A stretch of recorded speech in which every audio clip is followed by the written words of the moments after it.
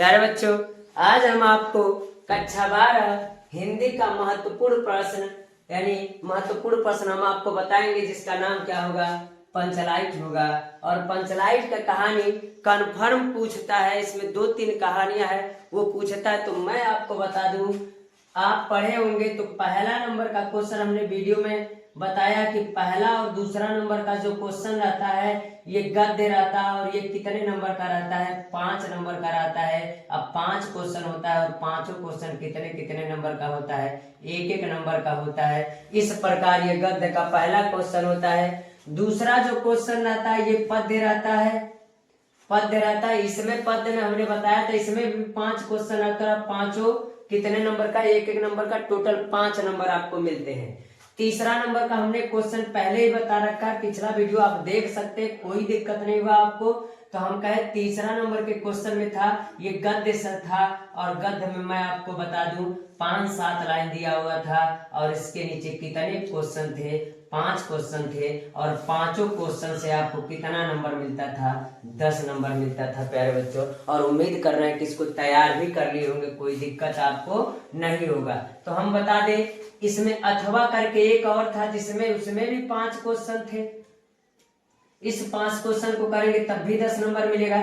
तो 40 वाले को कीजिए, 40 वाले का अथवा करके दिया रहता है, इसमें 2 क्वेश्चन रहता है अथवा करके, ये गद्य से रहता है। चौथा नंबर का जो क्वेश्चन रहता है वो पद्य से सेम क्वेश्चन रहता है, 5-7 लाइन रहता है। इसके नीचे क्वेश्चन कितना रहता है, तो प्यारे बच्चों इसके नीचे क्वेश्चन आपका रहता है 5, और पांचों क्वेश्चन को 2-2 नंबर मिलते हैं, और टोटल नंबर कितने होते हैं, तो 10 नंबर होता है। तो ये क्वेश्चन भी हम आपको क्या कर चुके हैं, बता चुके हैं। जो लोग वीडियो नहीं देखे वो पिछला वीडियो देख करके आसानी से तैयार कर सकते हैं, और ये आसान होता है, इसी में से छाट करके लिखना होता है। चलते हैं आगे क्वेश्चन। इसमें भी अथवा करके रहता है, चाहे आप इसको कीजिए, नहीं तो फिर एक और क्वेश्चन होगा, और उसमें भी 5 क्वेश्चन होगा, अथवा करके होगा, और उस पर भी आपको कितने नंबर मिलेंगे, तो 10 नंबर मिलेंगे प्यारे बच्चों। यानी 10, 10, 20 और 10, 30 नंबर इस प्रकार हमने बताया था। और 5वां नंबर का जो क्वेश्चन था, हमने कहा था 5वां में क रहेगा और 5वां में ख रहेगा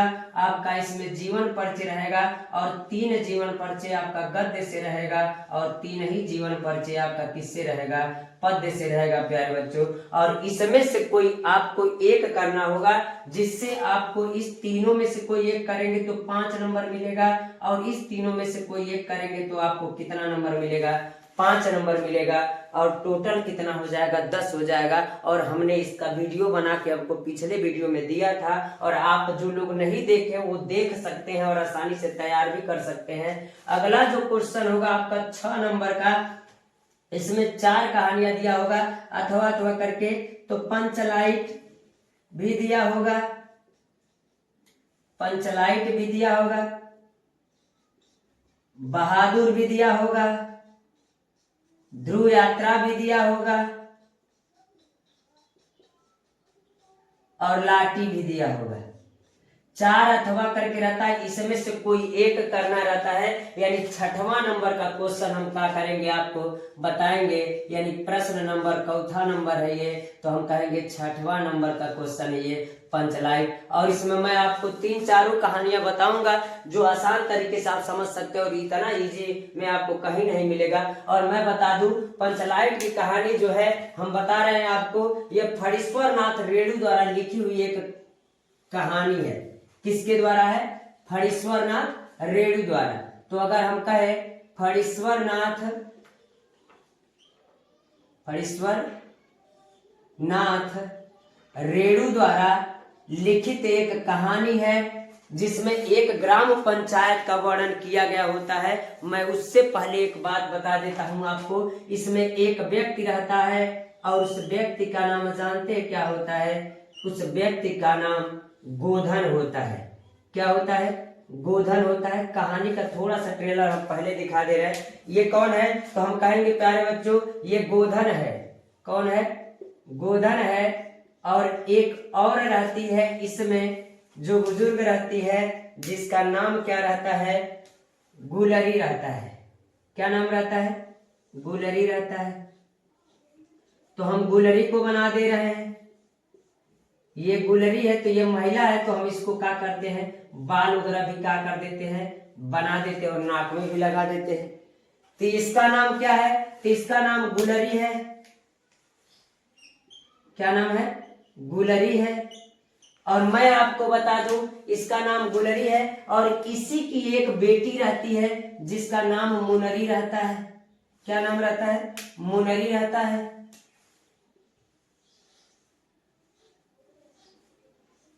ठीक, तो इस मुनरी को हम लोग क्या कर दे रहे हैं, बना दे रहे हैं। और मुनरी जो रहती है वो ये भी महिला है, तो इसको भी क्या कर देते हैं, बना देते हैं। तो आपको हम बता दें ये कौन है, तो इसको कहेंगे ये मुनरी है। क्या नाम है, मुनरी है। यानी इसमें एक महिला रहती है जिसका नाम गुलरी रहता है, और गुलरी की एक पुत्री रहती है जिसका नाम मुनरी रहता है। और मुनरी और कोई नहीं रहती है, ये गोधन की प्रेमिका रहती है, यानी गोधन से ये प्रेम करती रहती है। और इतनी बात जब आपको समझ में आ गई तो मैं आपको बता दूं प्यारे बच्चों कि सबसे पहले अब कहानी स्टार्ट करते हैं कि एक जो गांव था उस गांव में 8 टोलियां थी। कितनी टोलियां थी, 8 टोलियां थी, कहेंगे 8 टोलियां थी। और हर एक जात बिरादरी के अलग अलग टोलियां थी। ब्राह्मण कुल के लोग, अन्य जात के सब लोग उसी में थे। तो ब्राह्मण अपने आप को श्रेष्ठ माना करते थे। तो उस स्थिति में 8 टोली में एक टोली किसका था, तो गोधन, गुलरी और मुनरी का जिस टोले में रहते थे उस टोले में रहते थे। और ये गरीब लोग थे, और इनके टोले में अगर कोई गलत काम करता था तो उसके लिए उसको जुर्माना देना पड़ता था, जुर्माना देना पड़ता था। तो 15 महीने से जुर्माना इकट्ठा किया गया था, और जुर्माना इकट्ठा करके कुछ पैसे इकट्ठा किया गया था। और उस स्थिति में रामनवमी का मेला आया था।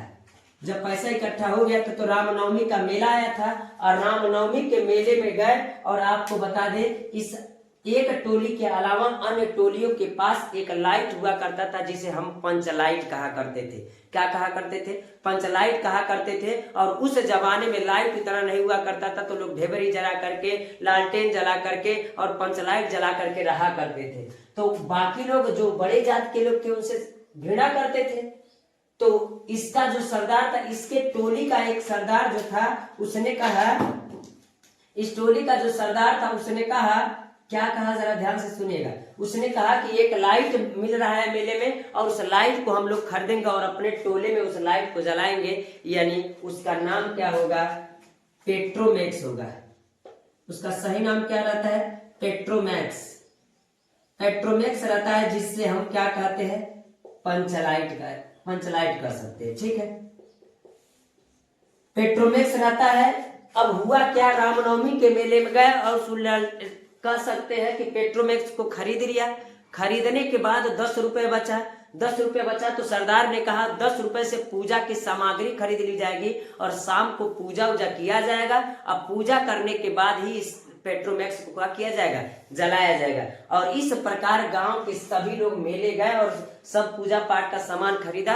और सामान खरीदने के बाद पेट्रोमैक्स को सर पर लेकर के आ रहे थे, और जयकारा बोलते आ रहे थे, और सर पर लेकर के पेट्रोमैक्स आ रहे थे।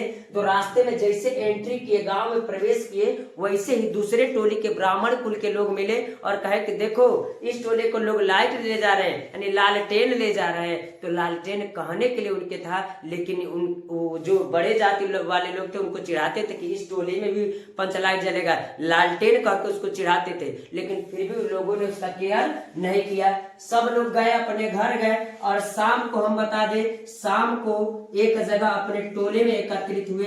टोले में एकत्रित होने के बाद सरदार अपने घर गया। जब मेले से गए तो सरदार अपने घर गया और अपने पत्नी को कहा कि एक काम करो, शाम को तैयार हो करके और उसके बाद से चलना है पंचभवन में, और पेट्रोमैक्स जलाया जाएगा, नहा धो के तैयार रहना चलने के लिए। और सब लोग क्या हो गए, तैयार हो गए। सब लोग पंचभवन में, यानी दिन डूबने से पहले 1 घंटा पहले सब लोग क्या हो गए, एकत्रित हो गए। तो हम सबको क्या कर देते हैं, बना देते हैं इसे।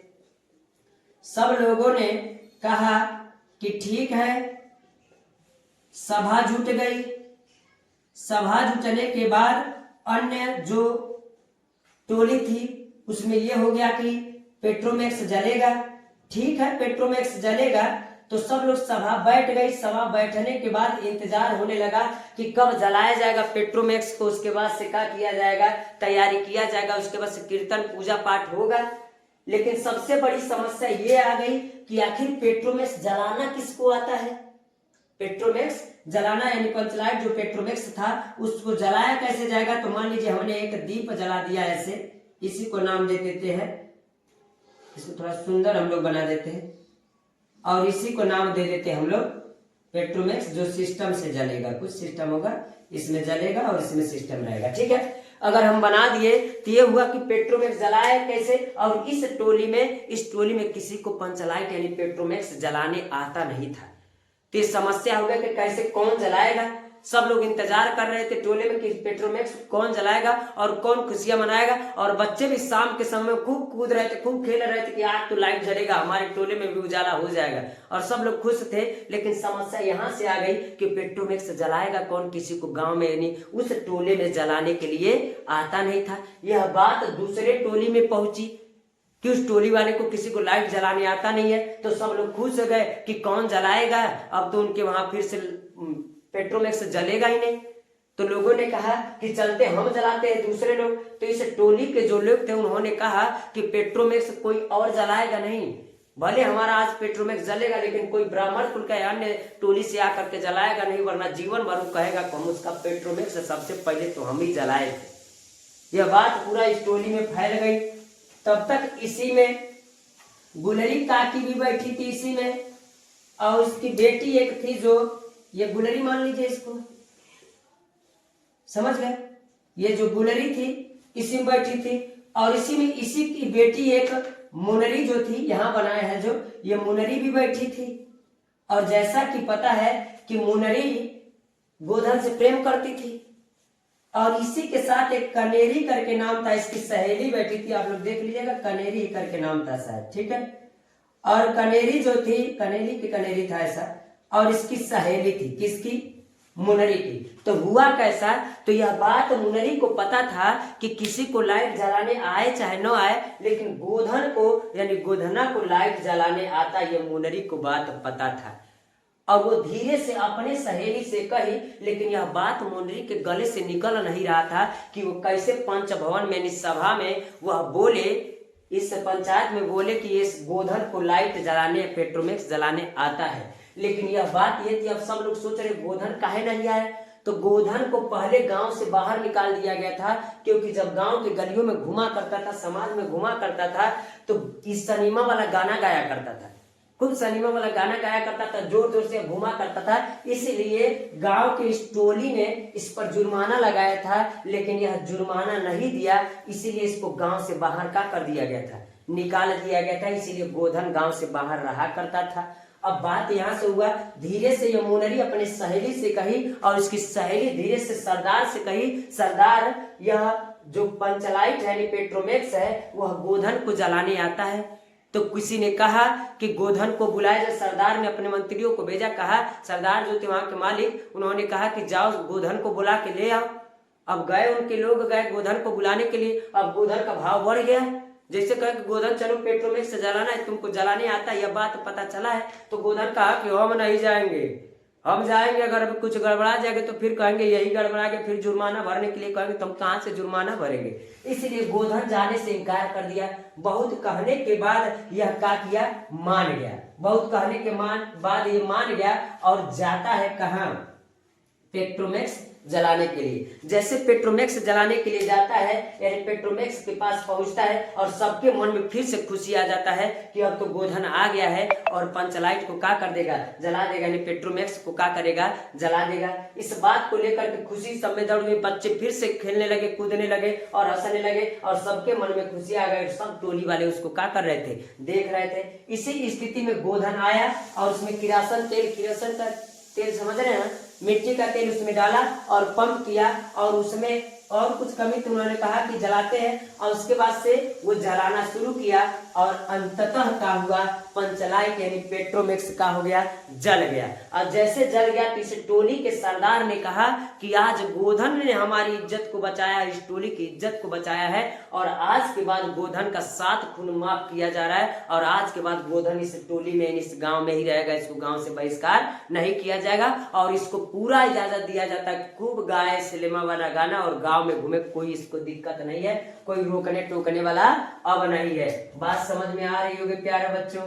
अब हम कहें जैसे पेट्रोमैक्स जला दिया गया, पेट्रोमैक्स जलाने के बाद गांव में लोगों ने खूब नाचा गाया और कीर्तन भी हुआ, पूजा पाठ भी सब हुआ, और उस टोली के सभी लोग क्या थे, खुश थे। इस बात को लेकर के सरदार भी ने ऐलान कर दिया कि गोधन का 7 खून का कर दिया जाता है, माफ कर दिया जाता है। और तब तक गुलरी काकी ने कहा, गोधन से आकर के बहुत प्रेम से कहा कि तुमने आज मेरी इज्जत को बचा लिया है, और इस प्रकार उसने कहा कि आज तुमको हम अपने घर पर शाम को खाने के लिए क्या कर रहे हैं, बुला रहे। किसने कहा, गुलरी चाची। और गुलरी चाची जैसे कहा तो जानते हैं, मैं आपको बता देता हूँ ये कौन है, तो ये कौन है, गोधन है। जैसे गुलरी चाची कहती है किससे, गोधन से, कि आज तुम शाम के खाने पर क्या करोगे, आओगे, तो आपको पता है कि ये गोधन है। अब ये किसको देखेगा, आप बता सकते हैं, मुनरी को देखेगा। किसको, मुनरी को। जैसे गोधन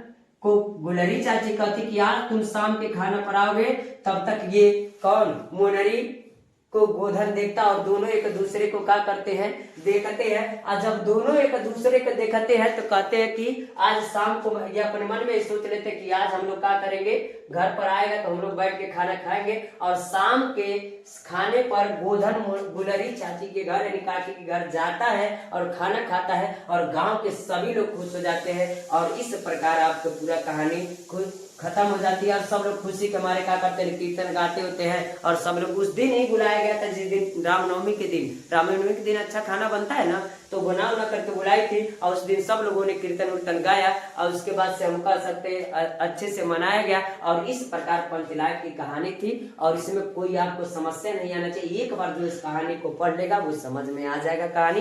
यानी हम फिर से थोड़ा जल्दी से वर्णन कर देते हैं कि एक टोली, एक गाँव रहता है जिसमें 8 टोली रहती है। 8 टोली में बहुत लोग अन्य बिरादरी के अलग अलग टोलियां बना के रहते थे। इसमें एक टोली थी किसका, यानी गोधन का टोली था, यानी मुनरी और गुलरी काकी का था। यह रामनवमी के मेले में गए, और जो जुर्माने के पैसा से पैसा इकट्ठा किए तो गए, तो 10 रुपया बचता है तो पूजा पाठ का सामान खरीदते हैं, बाकी पैसे से पेट्रोमैक्स यानी पंचलाइट खरीदते हैं, उसको लेकर के आते हैं गांव में। और शाम को रामनवमी के दिन पूजा पाठ की तैयारी की जाती है, लेकिन अंततः पता चलता है कि उनको लाइट जलाने के लिए नहीं आता है। और उस स्थिति में मुनरी कहती है अपने सहेली कनेरी से कि गोधन को लाइट जलाने आता है, और गोधन को लाइट जलाने आता है तो गोधन को बुलाया जाता है। गोधन पंचलाइट को जलाता है, पेट्रोमैक्स को जलाता है, और पेट्रोमैक्स को जैसे जलाता है तो इस टोले में खुशी आ जाती है। सब लोग पूजा पाठ करते हैं, और पूजा पाठ करके रामनवमी का त्योहार मनाते हैं। उसी रामनवमी के त्योहार पर गुलरी काकी ने गोधन को अपने घर पर खाने के लिए बुलाती है, और खाने के लिए बुलाती है, और सब लोग इसी प्रकार कीर्तन करते हैं और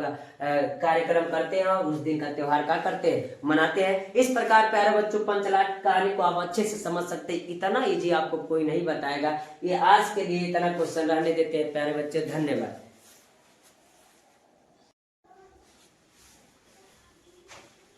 प्यारे बच्चों, आज हम आपको कक्षा 12 हिंदी का महत्वपूर्ण प्रश्न हम आपको बताएंगे, जो आपके लिए बहुत महत्वपूर्ण होगा। इससे पहले वीडियो में हमने आपको बता दिया था कि पहला नंबर का जो क्वेश्चन होगा, उस क्वेश्चन में आपको गद्य दिया होगा, उसमें 5 बहुविकल्पी होगा, उसमें आपको 5 नंबर मिलेंगे। उम्मीद कर रहे हैं आप तैयार कर लिए होंगे। जो दूसरा क्वेश्चन होगा उसमें भी पद्य से होगा, वो उसमें भी 5 गो बहुविकल्पी होगा, और 5 गो नंबर आपको उसमें भी मिलेगा। और तीसरा क्वेश्चन का जिसका वीडियो मैंने खुद ही आपको दे दिया और आप तैयार भी कर लिए होंगे, जिसमें 4-5 लाइन या 6 लाइन 7 लाइन पैसेज दिया होगा, और उसमें क्वेश्चन कितने होंगे, 5 क्वेश्चन होंगे और पांचों क्वेश्चन कितने कितने नंबर के होंगे, 2-2 नंबर के होंगे और टोटल आपको 10 नंबर मिलेंगे। और इस प्रकार इसको तैयार भी कर लूंगा। ऐसे क्वेश्चनों को छोड़ा नहीं जाता प्यारे बच्चों। ये आपको नंबर देते हैं क्यों? क्योंकि आपको कहीं से आंसर छाटना नहीं रहता, ऊपर जो पैसेज रहता है उसी में से छाटना रहता है और अथवा करके दो दिया रहता है और दोनों में से कोई एक करना होता है। इसको पहचानने का ट्रिक भी मैंने अब आपको बता दिया। आप पिछले वीडियो में क्या कर सकते हैं, देख सकते हैं। तो इसमें भी 10 नंबर मिलेंगे आपको। सेम ये गद्य से रहता है और इसी में एक जो रहता है वो क्या रहता है, वो पद्य से रहता है और इसमें पद्य से रहता है। तो इसमें 5-7 लाइन दिया रहता है, इसके नीचे 5 क्वेश्चन रहता है, पांचों क्वेश्चन 2-2 नंबर का रहता है और आपको 10 नंबर मिलते हैं। और इस प्रकार अथवा करके इसमें भी दिया रहता है पैसे, जो इसमें भी 5 क्वेश्चन रहते हैं और पांचों क्वेश्चन का जवाब आप क्या करेंगे, देंगे, तो टोटल आपको 10 नंबर मिलेगा। अब 5वें नंबर के क्वेश्चन पर आ जाइए। तो जो 5वां नंबर का क्वेश्चन रहता है, 5वां नंबर का क्वेश्चन क और ख भागों में बटा रहता है। क में 3 जीवन परिचय रहता है जो गद्य से रहता है। किससे रहता है? तो हम कहेंगे ये गद्य से रहता है और ये किससे रहता है? पद्य से रहता है। तो गद्य से रहता है जिसमें 3 जीवन परिचय दिया रहता है, तो आपको कोई एक करना रहता है और साहित्यिक परिचय भी कहता है। तो मैं आपको बता दूं, इसका जीवन परिचय मैंने आपको दे दिया है। जो लोग नहीं देखे वो पिछला वीडियो का कर सकते हैं, देख सकते हैं और आसानी से तैयार कर सकते हैं। बहुत इजी भाषा में हमने दिया है, आप तैयार कर सकते हैं। इसी का ख वाला जो रहता है, पद्य रहता है, उसमें भी 3 ही जीवन परिचय रहता है। तो उसमें भी आपको एक ही करना होता है, साहित्यिक परिचय के साथ कहेगा तो साहित्यिक परिचय के साथ लिखिएगा। और इसमें 5 नंबर मिलते हैं, 5 नंबर इसमें मिलते हैं, टोटल आपको 10 नंबर मिलते हैं। और इसी के 6वां जो क्वेश्चन होता है, इसी लाइन में यानी हिंदी में 6वां नंबर का जो क्वेश्चन रहता है उसमें कहानी दिया रहता है। पंचलाइट, बहादुर, ध्रुव यात्रा या लाठी, कोई इसमें सोच सकता है सब दिया हो, एक को कहे या 2 को दे दे, कोई एक को। पिछले बार क्या हुआ था, सब लोग पंचलाइट और बहादुर पढ़ के गए थे और आ गया था ध्रुव यात्रा और लाठी आ गया था। तो हो सकता है कि दोनों ये दे सकता है, दोनों ये या चारों दे सकता है, कोई एक लिखना होगा। जिसमें पंचलाइट का वीडियो मैंने आपको पिछले वीडियो में दे दिया है और मैं आज आपको बहादुर की कहानी बताऊंगा। तो यानी बहादुर का कहानी है जो अमरकांत द्वारा लिखा गया है। किसके द्वारा? बहादुर। यानी बहादुर एक लड़का रहता है और ये किसके द्वारा? अमरकांत के द्वारा लिखी गई है। यानी जो इसके लेखक है वो अमरकांत द्वारा लिखी गई एक सुंदर कहानी है, जिसमें एक नेपाल का रहने वाला लड़का रहता है जिसका नाम बहादुर रहता है। सही नाम तो इसका दिल बहादुर रहता है। यानी एक लड़का रहता है जो करीब कितने वर्ष का रहता है? वो करीब आपका 12 से 13 वर्ष का लड़का रहता है। कितने वर्ष का रहता है? 12 से 13 वर्ष का लड़का रहता है। और मैं आपको बता दूं, 12-13 वर्ष का लड़का रहता है, नेपाल का रहने वाला रहता है। और नेपाल में एक युद्ध में इसके पिताजी सेना में यानी क्या किए गए थे? मारे गए थे। एक युद्ध में इसके पिताजी क्या हो गए थे? मर गए थे। इसकी माँ एक थी जो इसे बहुत डांटती और मारती रहती थी। मैंने बना दिया किसको?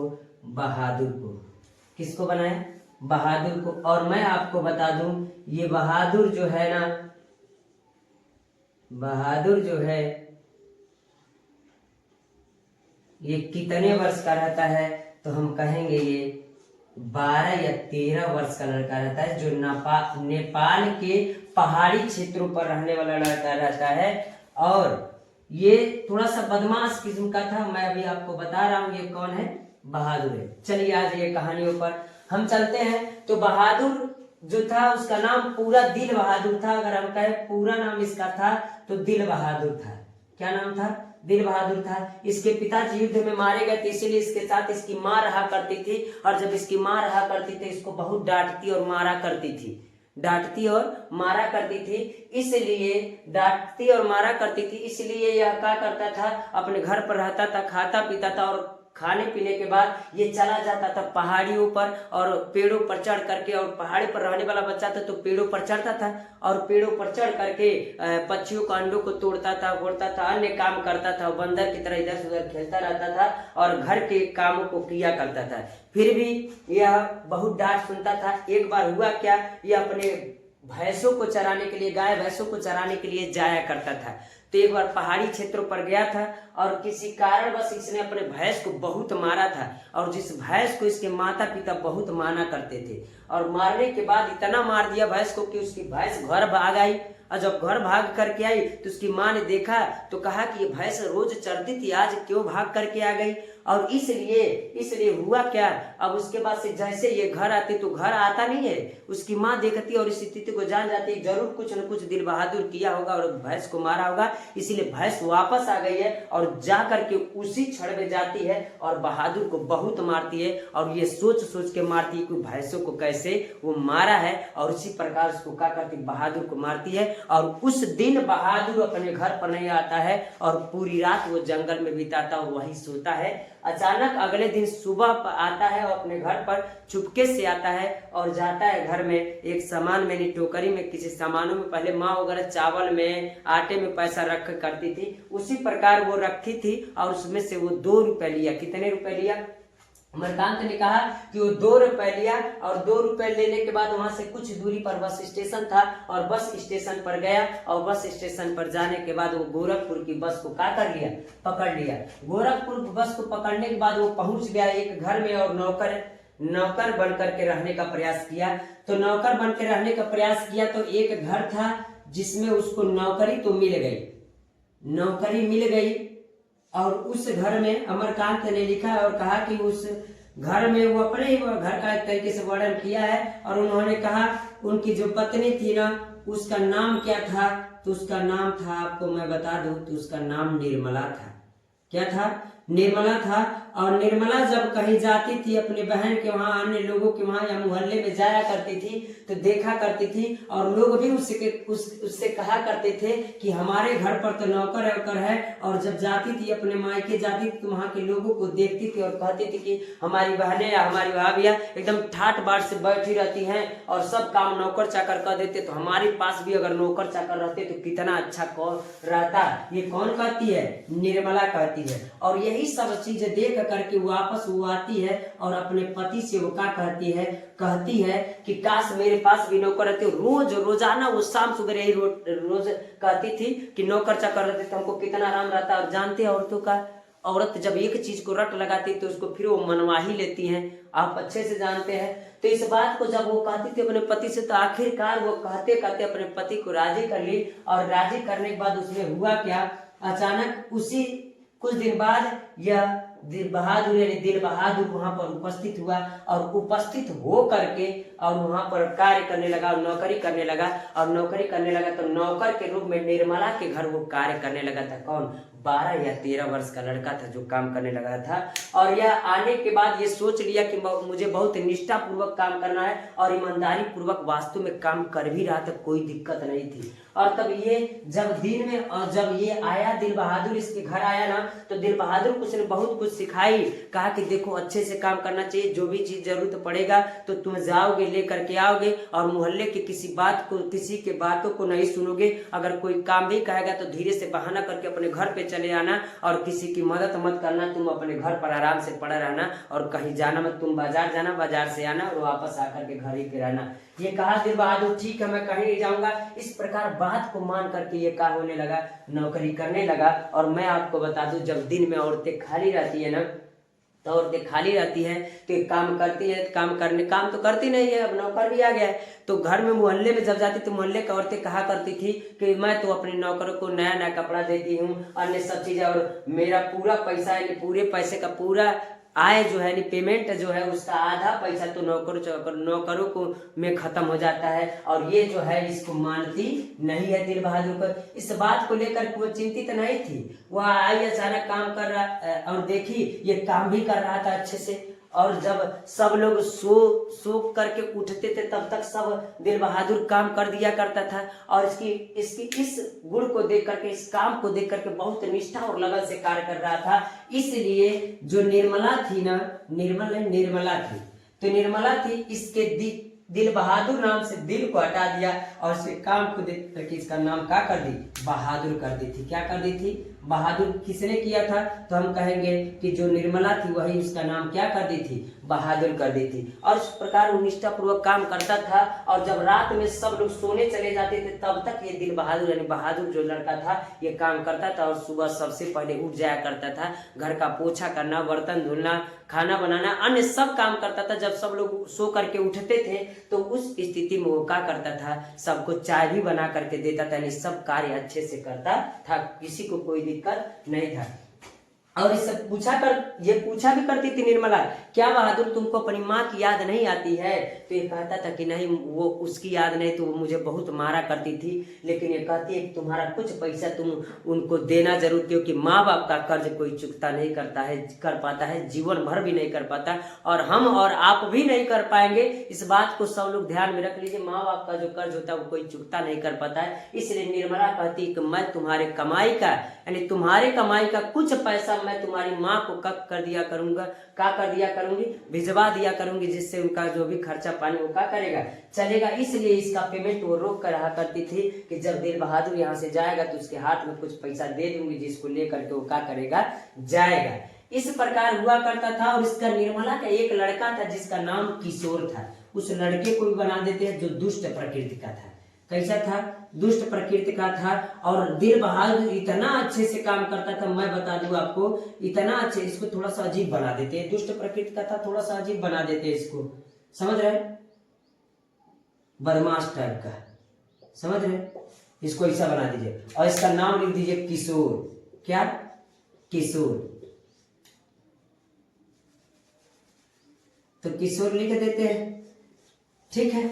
अब हुआ क्या, एक बार अचानक इसके मालकिन यानी निर्मला का तबीयत खराब होता है। वो जाती है, दवा लेकर के आती है, और दिल बहादुर इतना अच्छा था, इतना काम करता था, जैसे जरूरत पड़ती थी अगर दवाओं को जा करके दौड़ करके दवाओं को लाता था। और जब दफ्तर से इसके पति आया करते थे तो उनको भी सेवा किया करता था, और सब कहानी निर्मला अपने पति को बताया करती थी, और उससे सब लोग खुश थे। परिवार सब खुशमय था, सब खुशी से बीत रहा था, कोई समस्या नहीं था, और परिवार में पूरा सुखमय भी था। और जब जहां भी दिक्कत हुआ करता था, एक भी काम निर्मला को नहीं करने देता था, यानी इनके बीमार होने पर सब टोटल काम अपने ही किया करता था, और अच्छे से कर रहा था, कोई दिक्कत नहीं था। और जो इसका बेटा था ना, किशोर था, ये दुष्ट प्रकृति का था, और ये अपना मनाना चाहता था। और ये दिल बहादुर यानी बहादुर से कहा करता था, देखो मेरे सब काम टाइम से हो जाना चाहिए। ये अपने कपड़े भी धुलवाता था, जूते भी पॉलिश करवाता था, साइकिल भी पुछवाया करता था, यानी सब काम करवाया करता था। किससे? दिल बहादुर से। उसके बाद से भी इसको गालियां दिया करता था और मारा भी करता, कभी कभी तो हाथ भी छोड़ दिया करता था। और वो जब उसको मारता था तो इस बात को लेकर के ये इसकी पत्नी निर्मला आ करके उनको बताती थी अपने पति से, तो कहते कि एक हाथ से ताली बजता नहीं, दोनों कुछ न कुछ किए होंगे। इस बात को लेकर के वो डांटते थे, और वो फिर बहादुर को ही कहा करते थे, देखो कुछ किसी की बातों को सहना चाहिए। ये कहा फिर भी बुरा नहीं मानता था, और जैसे सुबह उठता था उसी हंसते खेलते खिलखिलाते हुए उठता था, और सब लोग इसको देख करके प्रसन्न भी हो जाया करते थे। और एक दिन अचानक किशोर इसको क्या कर रहा था, मार रहा था। उसी समय इसके पति और निर्मला और उसके पति ने एकत्रित होकर के कहा कि क्या बात है। तो पता चला कि किशोर की साइकिल को शाम को वो नहीं पूछा था, इसीलिए इसको क्या कर रहा था, मार रहा था। और इस प्रकार वो मार रहा था, इसीलिए दोनों को डांटने के बाद दोनों को अलग किए, फिर भी बहादुर बुरा नहीं मानता था और निष्ठापूर्वक काम कर रहा था। एक दिन हुआ कि जो निर्मला थी अपने मोहल्ले में निकली, और जब मोहल्ले में निकली तो औरतें उससे कहीं कि तुम अपने नौकरों को पतली पतली रोटियां बना करके जैसे अपने परिवार के सदस्यों को खिलाती हो, अपने नौकरों को भी पतली पतली रोटियां, जब सुंदर रोटियां बना करके खिलाओगी तो वो बिगड़ जाएगा। और वो चीज उसके लिए नहीं बना हुआ है। हमारे घर के नौकर जो उनको तो हम अपनी रोटी पतली पतली रोटियां, सुंदर रोटियां अपने परिवार वालों के लिए बना लेती हूँ, और बाकी जो आटा गुथा रहता है मैं उसको क्या कर देती हूँ, दे देती हूँ कि नौकर अपना खुद से खाना क्या करे, बनाए, और खाना बनाएगा और खाएगा। एक दिन इसी बात को सुनकर के निर्मला जो थी वो थोड़ा सा अलग बदल गई, और स्वभाव में थोड़ा सा उसके कड़कपन आ गया, यानी वो दिल बहादुर को डांटने भी लगी थी और बोलने भी लगी थी धीरे धीरे। अचानक एक दिन हुआ क्या, जो निर्मला थी अपने परिवार के सदस्यों की पतली पतली रोटियां बना करके देती थी और दी, बना ली और उसके बाद थोड़ा सा आटा का कर दी, यानी गुथा हुआ आटा छोड़ दी और कही दिल बहादुर से तुम अपनी खुद रोटियां बना लो, तुम खुद बनाओ, मैं तुम्हारे लिए पतली पतली रोटियां बनाऊंगी और तुम्हारे लिए मैं दूंगी तो तुम खाओगे, तुम बिगड़ जाओगे, मैं तुम्हें रोटियां बना करके नहीं दूंगी। इस बात को लेकर के दिल बहादुर बहुत दुखी हुआ और ये दुखी होने की बात भी थी, किस प्रकार वो बना करके बेचारा खाएगा, इतना मेहनत तो पहले से करता था वो। अगर हम आपसे कहे कि मान लीजिए उस दिन बैठा रहा, बहुत कहने के बाद वो रात भर खाना खाया नहीं था बेचारा दिल बहादुर, रात भर खाना खाया नहीं, वो खाना उस दिन बनाया नहीं और खाना बनाया नहीं। अगले दिन सुबह वो उठा और उसी खिलखिलाहट से उठा और फिर वही वह आटा गूथा और गूथ करके रोटियों को क्या किया, मोटी रोटियों को वो क्या किया, बनाया। अब बनाने के बाद फिर रात की सब्जी हुई रखी हुई सब्जियों को खाया और खाने के बाद निष्ठापूर्वक काम वो क्या करने लगा। अब भी कोई दिक्कत था नहीं, आराम से सब चीजें चल रहा था। अचानक हुआ क्या, अचानक ऐसा हुआ कि इनके कुछ रिश्तेदार आए, किसके, निर्मला के कुछ रिश्तेदार आए, वो थोड़ा अजीब किस्म के आदमी थे, उनको भी बना देते हैं, रिश्तेदार थे उनके और रिश्तेदार आए और इस प्रकार यह दिल बहादुर के कार्यों को देख करके वो सोचे कि कितना अच्छे से काम कर रहा है। और इस प्रकार एक दिन अचानक घटना ऐसी घटी, ये औरत रहती है, औरत बड़ी खतरनाक चीज, उसमें भी बेचारे को फंसा देती है सब। और इसका पति भी रहता है इसके साथ, समझ लीजिएगा, इसके मेहमान है, ये रिश्तेदार है, किसके, तो कहेंगे निर्मला के रिश्तेदार है। ये कौन है, रिश्तेदार है जो ये लोग हैं, ठीक है, हम इसको सर्किल में कर देते हैं। अब जरा मेरी बात समझिएगा, इस प्रकार रिश्तेदार को भी वर्णन कर दिया हमने। और अचानक हुआ क्या, इन्होंने चोरी, अचानक घर में जब बैठे थे तो अचानक जो रिश्तेदार थे तो चरपाई के नीचे अन्य इधर उधर देखती है तो इसके पति, निर्मला के पति बोलते हैं आप क्या ढूंढ रही हैं, तो कह रही मैं ढूंढ कुछ नहीं रही हूँ, फिर भी कहा बताइए क्या ढूंढ रही हैं, तो उसने कहा जानते हैं मैंने अपने आंचल में बांध करके 11 रुपए रखी थी और रिक्शे वाले को देने के लिए और जाते वक्त आपके बच्चों को देने के लिए कुछ पैसे रखी थी, 11 रुपए रखी थी और वो पैसे हमको मिल नहीं रहे हैं, अचानक कहीं खो गया है। और यह बात ढूंढते रहे, सब लोग ढूंढवाए लेकिन पैसा मिला नहीं। अचानक वो कौन, उसके रिश्तेदार कहते हैं जरा वो नौकर नजरें किधर करके बहादुर की तरफ करके जरा उससे पूछिए वो पैसा तो नहीं लिया है। लेकिन दिल बहादुर यानी बहादुर जो था वो क्या कर रहा था, आटा गूंथ रहा था और उनकी बात को ध्यान नहीं दे रहा था। और अचानक कौन, निर्मला के पति ने उससे कहा कि बहादुर तुमने पैसा लिया है क्या, तो उसने सर हिलाते हुए कहा कि बाबूजी मैंने पैसा नहीं लिया है। और उसकी माता ने कहा कि क्या बताओ, अगर तुम बता दोगे तो तुमको वक्त दिया जाएगा, उसमें से कुछ तुमको भाई पैसे 2 रुपए दे दिया जाएगा। तो कहा माता जी मैंने ये पैसा नहीं लिया है। और बार बार कहने पर, उसके पति के कहने पर कहा बाबूजी हमने पैसा नहीं लिया है। इस बात को सुन करके, देख करके, ये सब चीज सोच करके हुआ क्या, अंततः जो इसके रिश्तेदार के पति थे उसने कहा कि अगर तुम नहीं बताओगे तो मैं तुमको पुलिस के पास ले चलूंगा। और अचानक दिल बहादुर को पकड़ लिए और दिल बहादुर को पकड़ करके बार बार गेट के पास घसीट करके ले जा रहा था और गेट के पास घसीट करके ले जा रहा था। और उस स्थिति में वहां पूछता था बताओ नहीं तो हम तुमको जेल में डलवा देंगे और पुलिस को सौंप देंगे, बताओ। लेकिन बहादुर बार बार करता रहा कि मैंने पैसा नहीं लिया है। आप बताइए, इतना ईमानदार था, ये पैसा लिया हो सकता है क्या? और वो बार बार कहता रहा कि मैंने पैसा नहीं लिया है। इस बात को लेकर के 4-5 बार वो खींच कर ले गया और अंततः उसे छोड़ दिया। और छोड़ने के बाद इस बात को उसको बहुत चाटे भी मारे, जो रिश्तेदार थे उनको मारे भी, अन्य लोग भी मारे, यानी सब काम करते अन्य लोग भी कुछ बोले और डांटे और मार भी दिया किसी ने। और एक चाटा तो इसके पति, निर्मला के पति ने भी मार दिया कि तुम ऐसा क्यों काम कर दिए। लेकिन इस बात से बहादुर को बहुत ठेस पहुंचा था। बहादुर को क्या हुआ था, बहुत ठेस पहुंचा था। अचानक इस बात को लेकर के वो चिंतित था।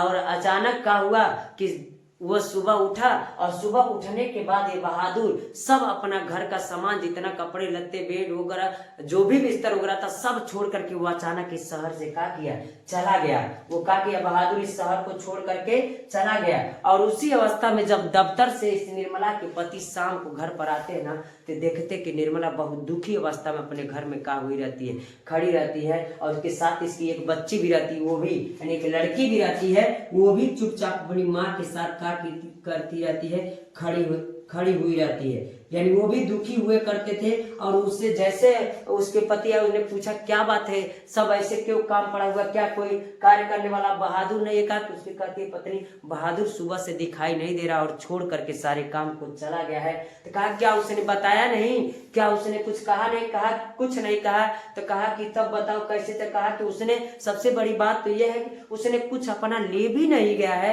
यानी सब सामान, बिस्तर, कपड़े लत्ते, जूता वगैरह, जूता भी छोड़ करके चला गया, यानी कुछ सामान ले नहीं गया है और खाली हाथ चला गया। और मैंने कहा था कि जब जाएगा तो उसका पेमेंट जो है, यानी जो उसका पेमेंट है उसको मैंने बचा कर रखा कि जाते वक्त उसको पैसा दे दूंगी और मैं इनाम के तौर पर कुछ पैसे और उसको दे देती। ये सब सोच कर रखी थी, लेकिन बहादुर सब कुछ छोड़ छाड़ करके चला गया है। और मुझे आज पता है। तो उसके पति ने पूछा, निर्मला के पति ने पूछा वो 11 रुपए? तो निर्मला कही वो पहले भी बहादुर पैसा लिया नहीं था, जो हमारे रिश्तेदार है दुष्ट प्रकृति के, देना न पड़े इसलिए, मिठाई न खरीदना पड़े, देना न पड़े इसलिए 4 बहाने बनाते हैं कि कहीं यहाँ खो गया, कहीं गिर गया, कोई चुरा लिया। ये बहानेबाज थे ही। और अंत में बहादुर को लगा दी, लेकिन बहादुर ने पैसा शुरुआत से ही नहीं लेते, ये बात मुझे पता था। और वो बेचारा छोड़ करके चला गया। और इस प्रकार पूरे परिवार के लोग दुखी हो गए। और किशोर भी कहा कि माँ अगर बहादुर लौट के आ जाएगा ना तो मैं उसे गले लगा लूंगा, और गले लगाने के बाद उससे माफी भी मांग लूंगा और ये कह दूंगा कि मैं आज के बाद तुमको परेशान नहीं करूंगा, न कभी मारूंगा। फिर भी लेकिन बहादुर तो चला गया था।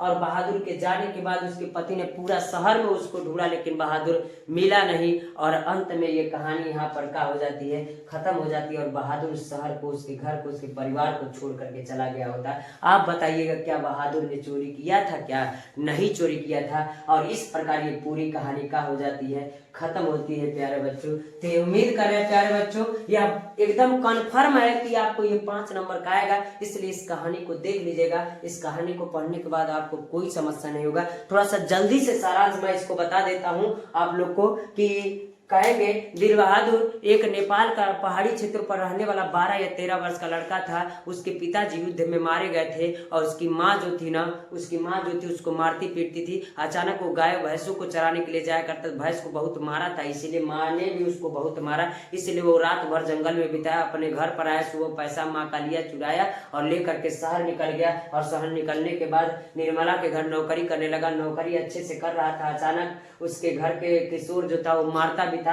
अचानक उसके रिश्तेदार आते, उस पर चोरी लगाते हैं। चोरी लगाने के बाद इसको मारते पीटते हुए पुलिस के वहां ले जाने के लिए कहते हैं। और अंततः होता क्या है, बहादुर इस घर को छोड़ करके चला जाता है। और इस प्रकार कहानी है प्यारे बच्चों। आपको कोई समस्या नहीं होगा, उम्मीद कर रहे हैं प्यारे बच्चों आप इसको तैयार कर लेंगे। और इस क्वेश्चन में इस सब क्वेश्चन को तैयार कर लेंगे। मैंने बता भी दिया 10 नंबर यहाँ, 10 नंबर यहाँ, 20, 10 30, 10 40 और 5 45 नंबर तो ऐसे हो गया।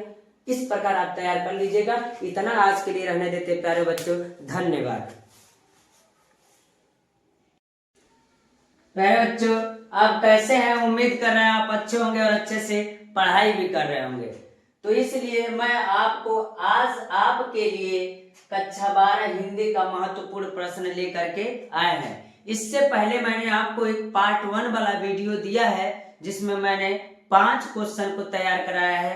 पहला, दूसरा, तीसरा और चौथा और 5वां नंबर तक का क्वेश्चन हमने क्या कर दिया, आपको कंप्लीट करा दिया है। और उम्मीद कर रहे हैं कि आप उसको पढ़ भी लिए होंगे, जिसको तैयार करने के बाद आपको 40 अंक मिलेंगे। आज हम आपके लिए पार्ट 2 लेकर के आए हैं। तो पार्ट 2 में क्या रहेगा, तो क्वेश्चन नंबर 6, 7, 8, 9 और 10 नंबर के क्वेश्चन को आज मैं कंप्लीट कराऊंगा, जो आपके बोर्ड पेपर में पूछे जाएंगे। इसलिए प्यारे बच्चों इस क्वेश्चन को आप क्या कर लीजिएगा, तैयार कर लीजिएगा। आइए हम चलते हैं और आपको बताते हैं कि किस प्रकार वो पूछेगा। जैसा कि पहला, दूसरा, तीसरा, चौथा और 5वां क्वेश्चन आप तैयार कर लिए हैं। जैसे जिस नंबर पर हम बोल रहे हैं उसी नंबर से तैयार कराया है। और पिछला वीडियो आप देख सकते हैं पार्ट 1 वाला, जो कल ही हमने अपलोड किया था। और हम आज लेकर के चलेंगे 6वां नंबर का क्वेश्चन। और 6, 7, 8, 9 और 10 यानी 5 क्वेश्चन मैं आज आपका क्लियर कराने वाला हूं। इसके बाद जो तीसरा पार्ट चलेगा, यानी जो कल अपलोड होगा वीडियो, ये पार्ट 2 का होगा। और पार्ट 3 जब हम अपलोड करेंगे तो आपका पूरा हिंदी का सिलेबस आ जाएगा। उसके बाद 24 तारीख को आप आसानी से पेपर दे सकते हैं, आपको कोई समस्या नहीं होगा प्यारे बच्चों। इसलिए आज हम आपके लिए लेकर क्या है, क्वेश्चन नंबर 6वां नंबर का जो क्वेश्चन रहेगा। तो मैं बता दूं, कुछ थोड़ा सा परिचय मैं बता देना चाहता हूं कि 5वां नंबर में क था और ख था, और 5वां नंबर में 3 जीवन परिचय दिया था, और तीनों जीवन परिचय में से कोई एक करना था, और आपको मिलते कितने नंबर, 5 नंबर। और इसी में एक गद्य से था, तो इसी में एक पद्य से था। किससे था, पद्य से। तो पद्य से था तो इसमें भी कितने क्वेश्चन थे, 3 को जीवन परिचय था और एक कोई याद कर लीजिएगा, हमने बताया भी था, वीडियो भी दिया है, उसमें लिखा भी है जीवन परिचय, इसलिए आप तैयार कर लीजिएगा। और जो 6वां नंबर का क्वेश्चन रहेगा, तो 6वां नंबर का जो क्वेश्चन रहेगा, 6वें नंबर के क्वेश्चन में कहानी लिखना होगा, या तो पंचलाइट का लिखिए, बहादुर, और जिसका मैंने वीडियो बना दिया है आपके लिए, अभी अपलोड हो जाएगा, पंचलाइट और बहादुर। और एक और आता है ध्रुव यात्रा और लाठी। ठीक है, लाठी है। इस चारों कहानी में से आपको कोई एक लिखना होगा, दिया होगा, चारों 2 भी दे सकता है, इसलिए प्यारे बच्चों आप उसको तैयार कर लीजिएगा। और आज मैं आपको कहानी बताऊंगा किसका, लाठी का। तो इस प्रकार हम कह सकते हैं। अब इससे पहले मैंने आपको पंचलाइट का, बहादुर का कहानी दे ही दिया है, तो अब चलते हैं आपको लाठी वाली कहानी हम क्या करते हैं, बताते हैं। तो लाठी वाली कहानी हम बताते हैं, और लिखा किसने है, तो इसको लिखा शिवानी जी ने है। तो हम कहेंगे कि लाठी में वास्तु कौन था, किस प्रकार था, इन सब बातों को हम क्या करेंगे, आपको बताएंगे। अगर हम कहे आपसे कि मान लीजिए इसमें किसका किसका रोल रहता है, तो हम कहेंगे एक व्यक्ति रहते हैं जिनका नाम मेजर जोशी रहता है। क्या रहता है, मेजर जोशी। और इनकी पत्नी रहती है जिसका नाम क्या रहता है, बानो रहता है। क्या नाम रहता है, तो कहेंगे ये बानो। जो बानो रहती है वो अत्यधिक सुंदर रहती है, अत्यधिक सुंदर रहती है। तो मैं आपको बता देना चाहता हूँ, ये बहुत अत्यधिक सुंदर रहती है मेजर जोशी। और इनकी, तो अब चलते कहानी बताते हैं इनकी। तो मेजर जोशी रहते हैं, तो वो सेना में रहते हैं, और सेना में रहते हैं और बाद में चल के मेजर भी बन जाते हैं, इसलिए मेजर जोशी उनको कह दिया जाता है। तो उनकी पत्नी रहती है जिनका नाम क्या रहता है, बानो रहता है। और कहानी इसी से स्टार्ट होता है कि बानो को क्षय रोग हो जाता है। क्षय रोग यानी टीबी हो जाता है, और जब टीबी हो जाता है तो किस प्रकार उसके घर वाले, किस प्रकार अंत में उनको छोड़ करके चली जाती है, मरने के लिए चली जाती है, लेकिन मरती नहीं। पूरा कहानी को बताएंगे इसमें, और किस प्रकार मेजर रहता है और क्या करता है, किस प्रकार दूसरी शादी होती है, इन सब बातों को हम क्या करेंगे, बताएंगे।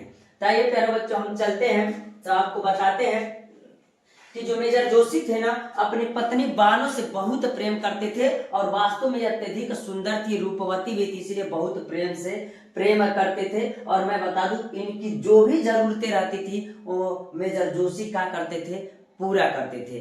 अभी मेन मुद्दे पर आते हैं। अभी इनके शादी के 3 ही दिन हुए होते। इन दोनों लोग का शादी से पहले की मैं बात बता रहा हूँ, तो शादी नहीं हुआ रहता इनसे पहले से, मतलब बोलते रहते हैं। उस स्थिति में हम कह दे कि जब इनकी शादी हो जाती है, तो शादी के 3 दिन बाद ही, जरा ध्यान से सुनिएगा, यही से कहानी आपका स्टार्ट होता है। शादी के 3 दिन बाद ही आ जाता है, इनको पत्र आ जाता है कि युद्ध छिड़ जाता है, आप आ जाइए, जापानियों से युद्ध छिड़ जाता है और आप आ जाइए। तो शादी के 3 दिन बाद ही अपने बानो जिससे अत्यधिक प्रेम किया करते थे, उनको छोड़ करके मेजर जोशी क्या करते हैं, चले जाते हैं। चले जाने के बाद युद्ध होता है, और उस युद्ध में वो लड़ाई भी करते हैं। और जब बानो यहाँ पर रहती है अपने घर पर, तो इनकी 7 ननद रहती हैं।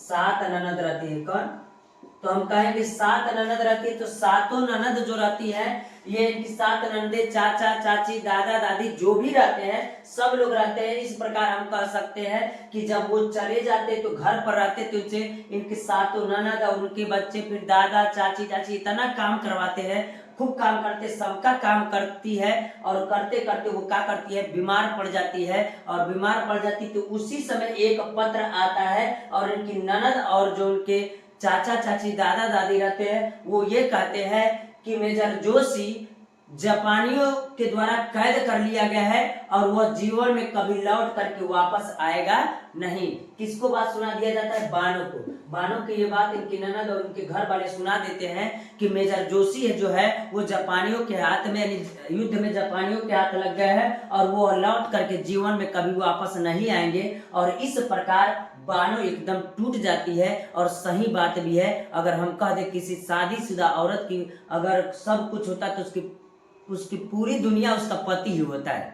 आपको पता होगा, तो हमने कहा क्या, तो बानो जैसे इस बात को सुनती है कि मेजर जोशी कभी लौट करके नहीं आएंगे तो टूट सी जाती है और धीरे धीरे धीरे धीरे वो क्षय रोग से क्या हो जाती है, पीड़ित हो जाती है। जब क्षय रोग से पीड़ित हो जाती है तो उस स्थिति में होता क्या है, क्षय रोग से पीड़ित होने के बाद वो उसके बावजूद भी काम करते हैं और घर वाले सताते रहते हैं, ताने देते रहते हैं, अपने बच्चों को कपड़े उपड़े सब धुलवा रहते हैं और सब काम कराते हैं और अंत में बहुत बीमार पड़ जाती है। कौन?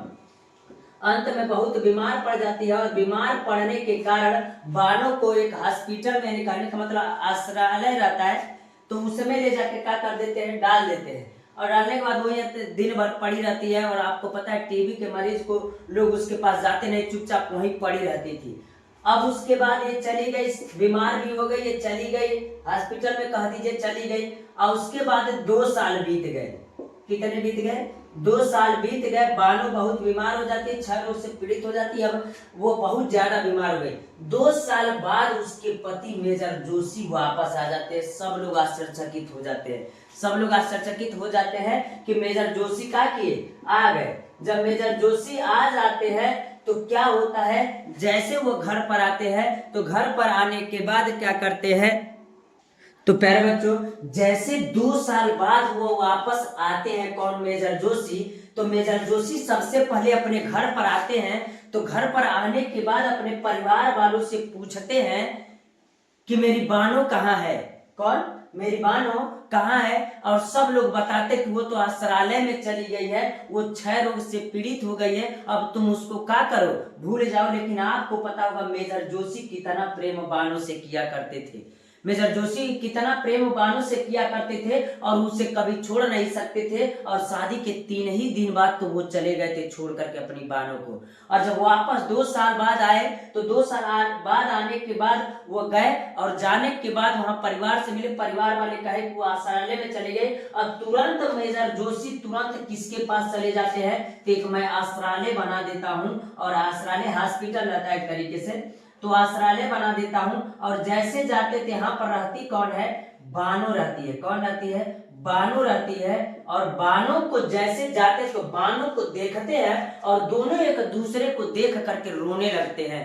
और रोने लगते हैं तो सब बात मेजर जोशी क्या करते हैं, पूछते हैं बानो से। और बानो सब बातें अपने घर के लोगों की सब बातों को बता देती है, साथ साथ ननदों के तानों को और उनके बेटों को, दादा दादी चाचा चाची सबके किए गए कार्यों को, कष्टों को क्या करती है, बता देती है। और तब मेजर जोशी उसको क्या करते हैं, अपने परिवार वाले को जान जाते हैं और दोनों एक दूसरे को लिपट करके रोने लगते हैं। तो उस स्थिति में बानो जो रहती है अपने पति मेजर जोशी से कहती है कि अब बहुत लेट हो चुकी, आप मुझे छोड़ दीजिए, अब मैं नहीं बच पाऊंगी। लेकिन मेजर जोशी तो बहुत प्रेम करते हैं, उनके हाथों को पकड़ करके चूमते हैं और कहते कि नहीं, मैं तुम्हें इस हालत में छोड़ करके नहीं जा सकता हूं। और उस स्थिति में मेजर जोशी जो रहते हैं इनके बगल में बैठे रहते हैं और दिन रात वहीं पर बैठ के उनकी सेवा करते हैं।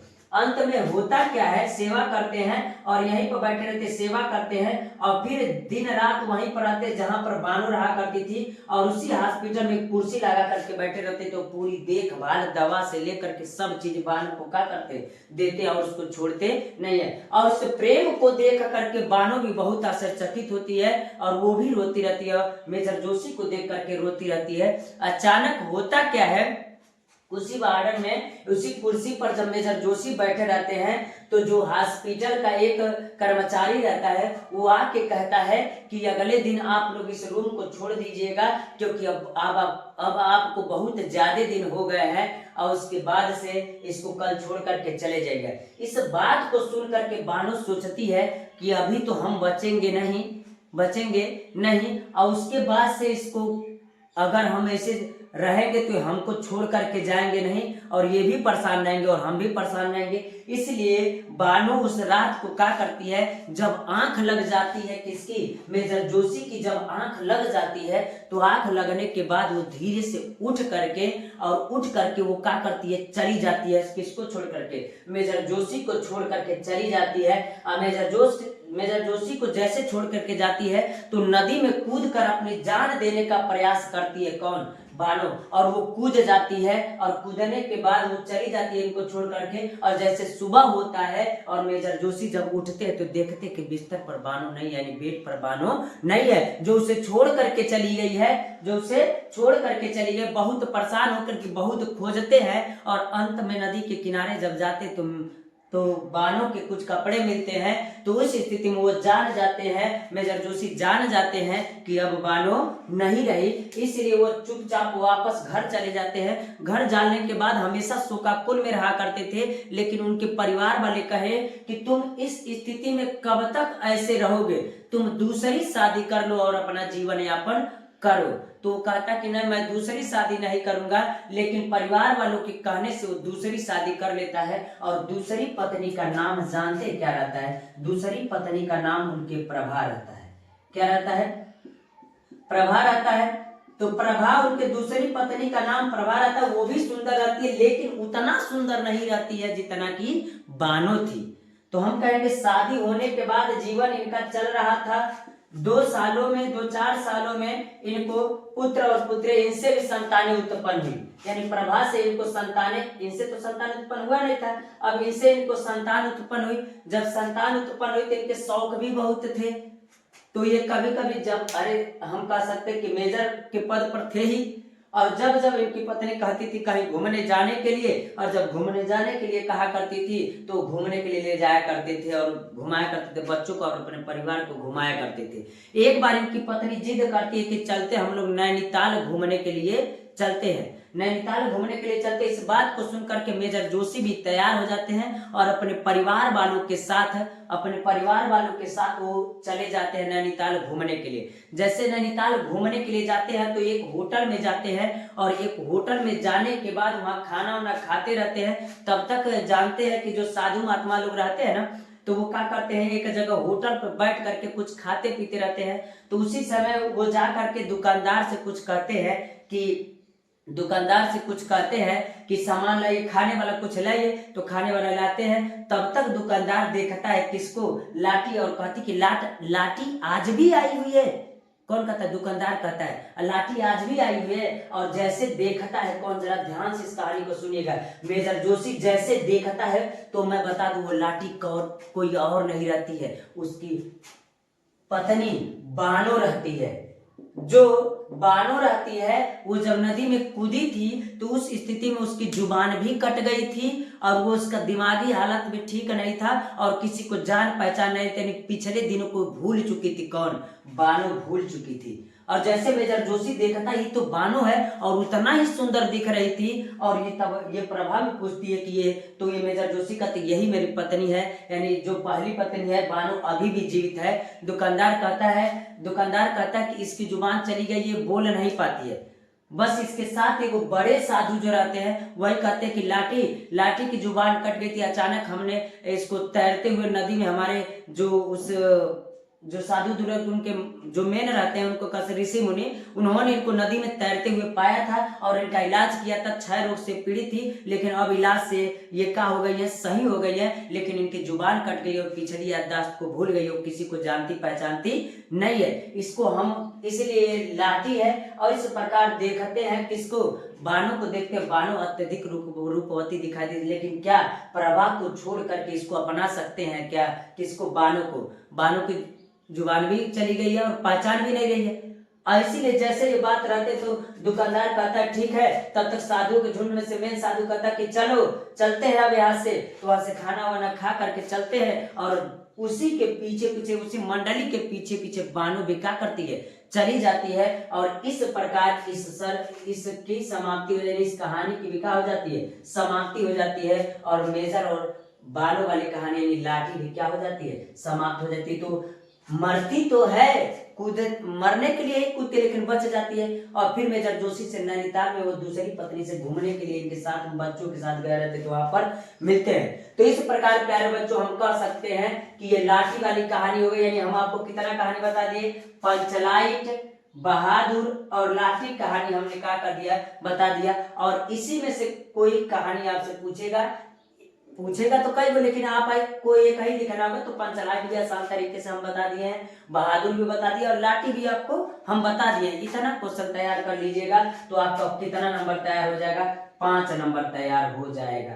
तो आइए अब चलते हैं किस नंबर पर क्वेश्चन पर। तो मैं बता दूं अब 7वें नंबर के क्वेश्चन पर चलता हूं, जो आपको हम अवगत करा देना चाहते हैं इस तथ्य से कि इसमें कई रहेगा, क ख ग घ अंग, ऐसे करके बहुत से क्वेश्चन रहेंगे। लेकिन आप देख करके उसको घबराइएगा मत, क्योंकि उसमें सभी क्वेश्चन को आपको नहीं करना होता है। जो आपके जिले में निर्धारित होता है वही क्वेश्चन आपको करना होता है। तो आप अपने अपने जिले से इसको पढ़ लीजिएगा। मैं एक बताऊंगा, देवरिया जिला और अन्य 5-6 जिले हैं उसको लेकर के मैं कहानी को बताऊंगा। तो देवरिया जिला में हम कह सकते हैं तो वो कहानी कौन सा है, तो रश्मि रथ ही है। तो रश्मि रथ कहानी को आज हम प्यारे बच्चों आपको तैयार कराऊंगा। और इसमें क्या होता है, किस प्रकार कहानी रहती, कर्ण और कुंती और कृष्ण और दुर्योधन वाली कहानी रहती है, इसमें कहानी को बताऊंगा। लेकिन अच्छे से मैं आपको बता देना चाहता हूं, इस क्वेश्चन को करने के बाद आपको कितने नंबर मिलेंगे, 5 नंबर मिलेंगे। और ये भी आसानी है क्योंकि ये कहानी है, और कहानी है तो कहानी को जब पढ़ेंगे तो आसानी से समझ में आ जाएगा। चलते अब इसको तैयार करते हैं। और मैं बता दे रहा हूँ बार बार, इसमें पूरा क्वेश्चन आपको नहीं करना है, कोई एक करना है जो आपके जिले से निर्धारित होगा। इसलिए अपने जिले से निर्धारित क्वेश्चन को पढ़ेंगे। अब चलते हम क्वेश्चन नंबर 7 को हम क्या करते हैं, पढ़ते प्यारे बच्चों, और अपने जिले को हम पढ़ाएंगे, यानी जिस जिले से हम लोग पढ़ते हैं उसको पढ़ेंगे।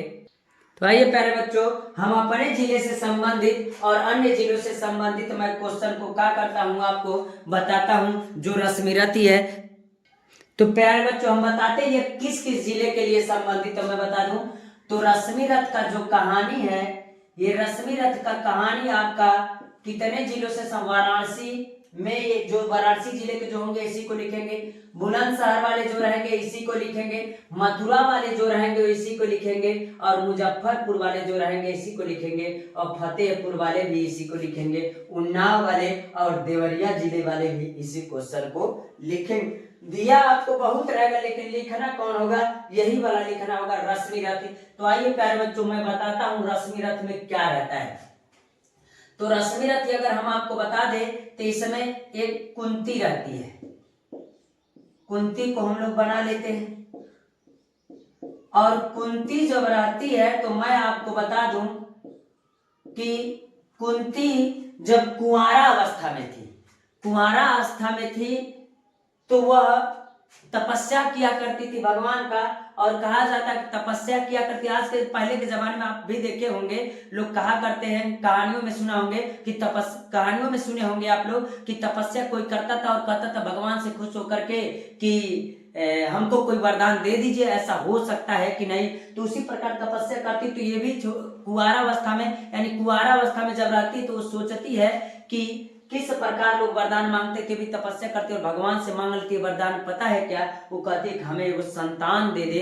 तो मैं बता दूं, कुंवारा अवस्था में कुंती को एक संतान उत्पन्न होता है, और संतान उत्पन्न होने के बाद किसके आशीर्वाद से, सूर्य के आशीर्वाद से, सूर्य के आशीर्वाद से, इसलिए इनको सूर्य पुत्र कहा जाता है। सूर्य के आशीर्वाद से इंद्र भगवान के कह सकते हैं, सूर्य के आशीर्वाद से इनको एक पुत्र प्राप्त होता है। इसलिए लोक लाज को भुला करके कि शादी से पहले संतान उत्पन्न हो गया, लोक लाज यानी समाज क्या कहेगा, इसीलिए उसको क्या कर दिया, गंगा में बहा दिया। जब गंगा में बहा दिया तो सूत यानी जो लोग सूत होते हैं, सूत उनको पकड़ के, एक जाति होता है तो सूत जो लोग रहते हैं वो उसको पकड़ करके किसको, छोटे बच्चे को उसका पालन पोषण करते हैं और उसका नाम कर्ण होता है। क्या होता है, कर्ण होता है। जो कर्ण होता है तो हम कह दे कि कर्ण ये बहुत शौर्य शक्तिमान था और इनको कवच और कुंडल मिला हुआ था, इंद्र जी ने दिया था, और वो जब तक पहने रहेंगे इनको कोई मार नहीं सकता, ये शक्तिशाली ये रहते। इनका नाम क्या है? कर्ण है। तो मैं इनके बारे में बताऊंगा। ये शादी से पहले कुंती से पैदा हुए थे, लेकिन मैं आपको बता दूं शादी के बाद इनसे पांचों पांडव यानी कह सकते हैं 5 पुत्र और प्राप्त हुए, जिनको हम पांडव के नाम से क्या करते हैं? जानते हैं। तो आइए प्यारे बच्चों, हम इसी के कहानी के बारे में पढ़ेंगे कि क्या होता है इस रश्मि रथी में। कर्ण और कुंती के कहानी को हम पढ़ेंगे। तो इस कर्ण और ये कहानी के पहले की बातें हैं तो हम कह सकते हैं कि उस स्थिति में कि जो कुंती और कर्ण की कहानी को बताएंगे, लेकिन ये कहानी से पहले की बात है। अब इस कहानी को 7 सर्गों में बांटा गया।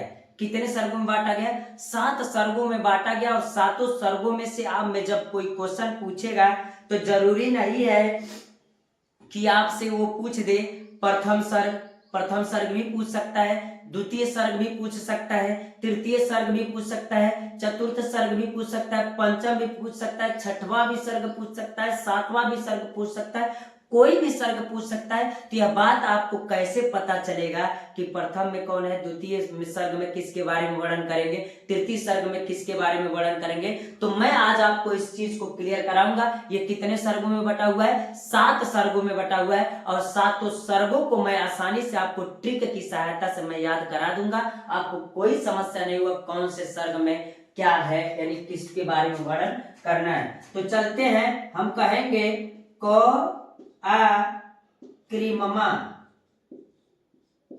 सद, क आ क्रीमा सद। अगर हम कहें तो कितने अंक है? 1 2 3 4 5 6 7। 7 है कि नहीं?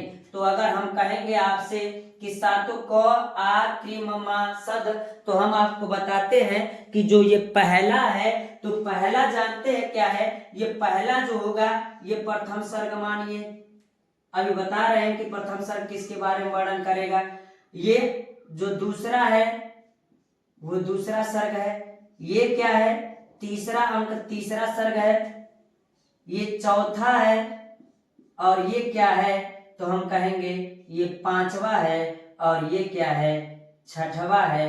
और ये 7वां सर्ग है। आपको उम्मीद कर रहे हैं प्यारे बच्चों समझ में आ रहा होगा। क आ क्रीम मा सद, इस प्रकार आप याद कीजिएगा, वरना भूल जाएंगे किस सर्ग में आपको कौन से के बारे में किसके बारे में वर्णन करना है। तो क आ क्रीम मा सद, तो हम कहेंगे क आ क्रीम मा सद का मतलब क्या है? तो पहला अगर ये है तो पहला सर्ग, दूसरा सर्ग, तीसरा सर्ग, चौथा, 5वां, 6वां, 7वां, इसी प्रकार 7 सर्ग हुआ ना। तो क से किसके बारे में वर्णन करना है? तो क से वर्णन करना है कर्ण के। क से कर्ण के बारे में, यानी प्रथम सर्ग पूछेगा तो किसके बारे में पढ़ेंगे? कर्ण के बारे में पढ़ेंगे। तो अगर हम कहें आपसे कि आज से किसके बारे में पढ़ेंगे, तो आज से हम आश्रम के बारे में पढ़ेंगे। आज से आश्रम के बारे में पढ़ेंगे। और तीसरा जो होगा वो कृष्ण का संदेश होगा, यानी तीसरा जो सर्ग होगा वो कृष्ण का संदेश होगा। यानी इस प्रकार हम कह सकते हैं कि पहला कर्ण होगा, दूसरा किसका होगा? तो हम कहेंगे दूसरा आश्रम होगा। तीसरा किसका होगा? तो हम तीसरा कह सकते हैं आपका कृष्ण संदेश होगा। और ये आपका हो जाएगा महादान हो जाएगा। क्या हो जाएगा? महादान। महादान हो जाएगा। अगला क्या है? तो अगला जो सर्ग है, थोड़ा सा इसको ऐसे ना करके हम लोग ऐसे लिखते हैं, ठीक है।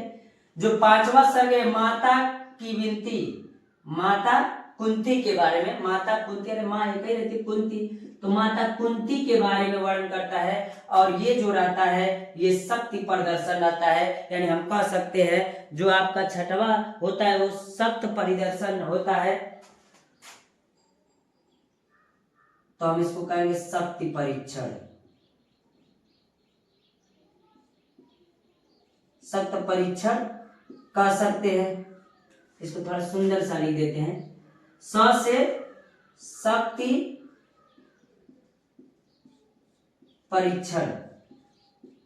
और जो सातवां सर्ग होता है, तो सातवां सर्ग को हम बताएं तो कहेंगे, तो सातवां जो होता है वो आपका होता है बलिदान। तो प्यारे बच्चों हम बताएं जो ये सातवां सर्ग है, तो ये सातवां द नहीं ब होगा, तो जो ब होगा वो क्या कहेंगे, बलिदान कहेंगे। क्या कहेंगे प्यारे बच्चों, बलिदान। तो इस प्रकार हम समझ सकते क आ कृम मा सब, तो हम कह सकते क से कृष्ण के बारे में, आ से आश्रम के बारे में, कृ से कृष्ण के संदेश के बारे में, म से महादान के बारे में, मा से माता कुंती के बारे में, स से सख्त परीक्षण के बारे में, और ब से बलिदान के बारे में। यानी पहला सर्ग कर्ण के बारे में, दूसरा आश्रम के बारे में, तीसरा कृष्ण संदेश के बारे में, चौथा महादान, पांचवा माता कुंती, छठवां क्या होता है, सख्त परीक्षण होता है, और सातवां क्या होता है, बलिदान होता है। तो चलते हैं प्यारे बच्चों, हम एक एक करके अब क्या करते हैं आपको बताते हैं। तो ये अब यहाँ पर एक एक सर्ग को हम क्या करेंगे, आपको बताएंगे। तो चलिए, जो पहला सर्ग है वो आपका हम कहेंगे, तो जो पहला सर्ग है वो आपका कर्ण का है। किसका है, कर्ण का। कर्ण शक्तिशाली तो था, लेकिन एक बात थी, हम आपको बता दें, शिक्षा सबके लिए जरूरी था, क्योंकि बिना गुरु के ज्ञान नहीं प्राप्त हो सकता है। इसीलिए कर्ण का वर्णन कर सकते हैं। तो हम कहेंगे अगर इस प्रथम सर्ग को लिखेंगे, तो प्रथम सर्ग जब लिखेंगे तो हमारे दिमाग में चलेगा कि स्टार्ट कहाँ से करें। तो स्टार्ट आप यहाँ से कीजिएगा कि कहिएगा कि उस स्थिति में कहिएगा कि कर्ण जो रहता है कुंती का ही पुत्र रहता है, आपको पता ही है। तो कुंती के ही पुत्र रहते जो कुंवारा अवस्था में उत्पन्न हुए रहते हैं, और इसलिए लोक लाज को भुला करके उसे गंगा नदी में क्या कर देती है, बहा देती है। और इसी बात को लेकर के गुरु द्रोणाचार्य के पास जाते हैं। इस बात को लेकर के नहीं जाते, गुरु द्रोणाचार्य के पास जाते शिक्षा ग्रहण करने के लिए, कि शिक्षा ग्रहण करने के लिए कि हमको भी शिक्षा दे दीजिए। और उस समय में यह बात चला करता था कि जो ब्राह्मण कुल के लोग, बड़ी जात के लोग हुआ करते थे, उन्हीं को शिक्षा दिया जाता था। सूत पुत्र यानी छोटे जात के लोगों को शिक्षा नहीं दिया जाता था। इसी प्रकार भरे समाज में सब लोग एकत्रित हुए थे, सब लोग के एकत्रित होने के बाद आपको उसमें पांडव भी थे, गुरु द्रोणाचार्य भी थे, कौरव भी थे, और श्री कृष्ण जी भी थे। और इस सभा में, भरी सभा में, उनको द्रोणाचार्य शिक्षा देने से इनकार कर देते हैं। और शिक्षा देने से इनकार कर देते हैं, तो शिक्षा देने के इनकार करने के बाद वो कहते हैं आखिर हम क्यों शिक्षा नहीं ग्रहण कर सकते। तो उन्होंने कहा, किसने, गुरु द्रोणाचार्य ने कहा कि हम ब्राह्मणों को शिक्षा देते हैं, छोटी जात वालों को शिक्षा नहीं देते हैं। और इसी बात पर गुस्सा होकर के वहां कुंती भी खड़ी थी। याद रखिएगा, इस बात को याद रखिएगा, कुंती भी खड़ी थी, और कुंती यह बात नहीं बोल पा रही थी कि यह भी मेरा ही बेटा है और ये भी ब्राह्मण कुल से, इसको भी शिक्षा दे दीजिए। कुंती वहां पर बोली नहीं। इस बात को आप याद रखिएगा, जब माता ये पांचवा सर्ग को हम बताएंगे तो इस बात को थोड़ा सा याद हम करेंगे, ठीक है ना। उम्मीद कर रहे प्यारे बच्चे समझ में। तो उस भरे सभा में कर्ण की बहुत बेइज्जती होती है, और बहुत बेइज्जती होने के बाद शक्तिशाली तो रहबे करता है, सर्वशक्तिमान एक तरीके से कह सकते रहता है। और जैसे इस सभा में थोड़ा सा बात बढ़ती है, बात बढ़ने के बाद, और पूरे पांचों पांडवों में सबसे बड़ा धनुर्धर किसको माना जाता था, अर्जुन को माना जाता था। तो उस अर्जुन को माना जाता था। तो कर्ण ने क्या कह दिया कि मैं अर्जुन को चैलेंज करता हूं कि मैं उसे युद्ध में हराऊंगा, आए हमसे युद्ध करे। अब इस कर्ण की वीरता को देख करके दुर्योधन भी चौंक गया कि अर्जुन को यह दे दिया, कितना शक्तिशाली है, अर्जुन को ललकारा है। इस बात को सुन करके, अर्जुन के ललकारने की बात को सुन करके गुरु द्रोणाचार्य कहते हैं कि सबसे पहले तुम तो सूत पुत्र हो, और युद्ध करने का उसी का अधिकार है जो कम से कम राजा हो, और एक राज्य का उसे राजपाठ भी हासिल हो। तो इस बात को सुनते हुए तुरंत बगल में दुर्योधन खड़ा था, और दुर्योधन जैसे खड़ा था, तो हम यहाँ पर दुर्योधन की बना देते हैं, मान लीजिए कि दुर्योधन का बना देते हैं। दुर्योधन जब खड़ा था, और दुर्योधन देखा किसको, तो कि ललकार दिया है, पांडव को हराना भी चाहता था दुर्योधन। तो तुरंत देखा कि इसके पास तो कुछ नहीं है, तो तुरंत देख करके दुर्योधन दिमाग लगा दिया और कह दिया कर्ण को, चलो तुम अपना तुम क्या करो, लड़ाई यानी युद्ध करने की तैयारी करो, तुरंत क्या कर देता है, इसको अंग देश का राजा बना देता है, किसको, कर्ण को, और अपना तुरंत मुकुट उठा करके सॉरी कर्ण के सर पर रख देता और कहता है तुम आज के बाद अंग देश के राजा हो और तुम्हारा वो राज्य है और तुम राजा भी हो गए। तो दुर्योधन कहता है अब तो हो गया ना, इसके पास राज्य भी हो गया, राजा भी हो गया, अब तो युद्ध कर सकता है, और तुरंत इस युद्ध को ललकार देता है, किसके लिए, अर्जुन के लिए, कर्ण। और इस बात को सुनकर के तुरंत ये खुश हो जाता है, कर्ण भी खुश हो जाता है कि इस भरे सभा में जो उसकी मां थी उन्होंने भी साथ नहीं दिया, गुरु द्रोणाचार्य और श्री कृष्ण ने भी साथ नहीं दिए, उस वक्त कर्ण का साथ किसने दिया, दुर्योधन ने दिया। तो कर्ण ने दुर्योधन को कह दिया कि मैं तुम्हारा जीवन प्रयत्न साथ दूंगा और जब जब जरूरत पड़ेगी तब तब मैं क्या करूंगा, तुम्हारे साथ खड़ा रहूंगा, चाहे कोई खड़ा हो चाहे ना हो, मैं तुमको छोड़ करके नहीं जाऊंगा, ये मैं वचन देता हूं। किसने कह दिया, कर्ण कह दिया। और दोनों लोग यहाँ से काटिए, सब लोग यहाँ से चले गए। श्री कृष्ण चिंतित हो गए कि कर्ण इतना सर्वशक्तिमान है कि वो कभी भी अर्जुन को क्या कर सकता है, हरा सकता है, और इंद्र भगवान से उनको कवच और कुंडल भी मिला हुआ है, और जब तक कवच और कुंडल वो पहन रखा रहेगा तब तक उसको कोई हरा नहीं सकता। इस प्रकार प्रथम सर्ग की क्या हो जाती है, समाप्ति हो जाती है, यानी सभा में बेइज्जती होता है, फिर अंग देश का राजा दुर्योधन बना देता है, तो प्रथम सर्ग की क्या हो जाती है, समाप्ति हो जाती है। समाप्ति होने के बाद आते हैं द्वितीय सर्ग पर। तो द्वितीय सर्ग किसके बारे में बताएगा, आश्रम के बारे में, आश्रम के बारे में बताएगा। तो हम कहें आश्रम जो द्वितीय सर्ग है, तो यहाँ से शिक्षा ग्रहण करने के लिए नहीं मिलता है, और कई जगह जाते हैं, तो कई जगह जाने के बाद वो क्या होता है, कहीं उनको सूत पुत्र को यानी छोटी जात वाले को शिक्षा नहीं दिया जाता, लेकिन कर्ण सोचता था कि हमें शिक्षा मिल जाए, इसलिए वो अपना रूप बदल के ब्राह्मणों जैसा रूप कर करके वो परशुराम के पास जाते हैं, और वो गुरु यानी आश्रम में जाते हैं। वहां पर गुरु जो रहते हैं, हम कह सकते हैं कि गुरु परशुराम के आश्रम में जाते हैं, और आश्रम में जाने के बाद हम आपको बता दें, आपको पता ही है कि इससे पहले द्रोणाचार्य ने उनको मना कर दिया था। जब मना कर दिया था तो मैं आपको, द्रोणाचार्य ने मना कर दिया था, और परशुराम के पास वेश बदल के ब्राह्मणों जैसे जाते हैं, और जैसे जाते हैं कहते गुरु हमको शिक्षा दे दीजिए, हमको शिक्षा लेना है। तो परशुराम ने पूछा, गुरु परशुराम ने पूछा कि आप किस जाति से हैं, तो वो कहे कि ब्राह्मण जाति से, झूठ बोले, ब्राह्मण जाति से है। तो कहा ठीक है मैं शिक्षा दे दूंगा, और दिन प्रतिदिन जा करके कर्ण परशुराम के पास शिक्षा ग्रहण कर रहे थे, यानी वो शिक्षा ग्रहण कर रहे थे, और बहुत सी शिक्षा उनको क्या कर दिए, दे दिए। उस अवस्था में एक दिन गुरु परशुराम को क्या हुआ, गुरु परशुराम को बहुत नींद लग रहा था और वो नीचे ही सो गए।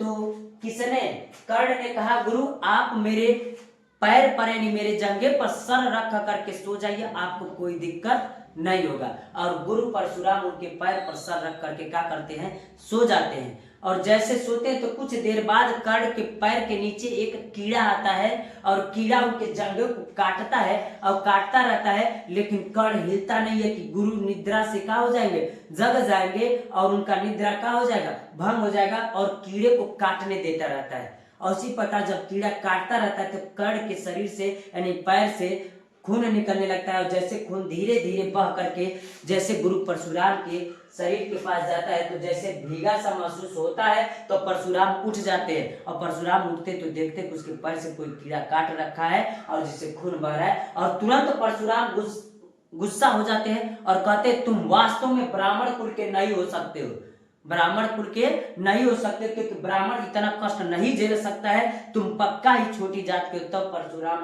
परशुराम ने उनको डांटा और कहा, तब कर्ण का हाँ गुरु मैं सूत पुत्र हूँ, मैं छोटी जात का हूँ, मुझे कोई शिक्षा नहीं दे रहा था, इसलिए मैं भेष बदल करके आपके वहां शिक्षा ग्रहण करने के लिए आया था। और इस बात को लेकर के परशुराम का हो जाते हैं, परशुराम के गुस्सा होने के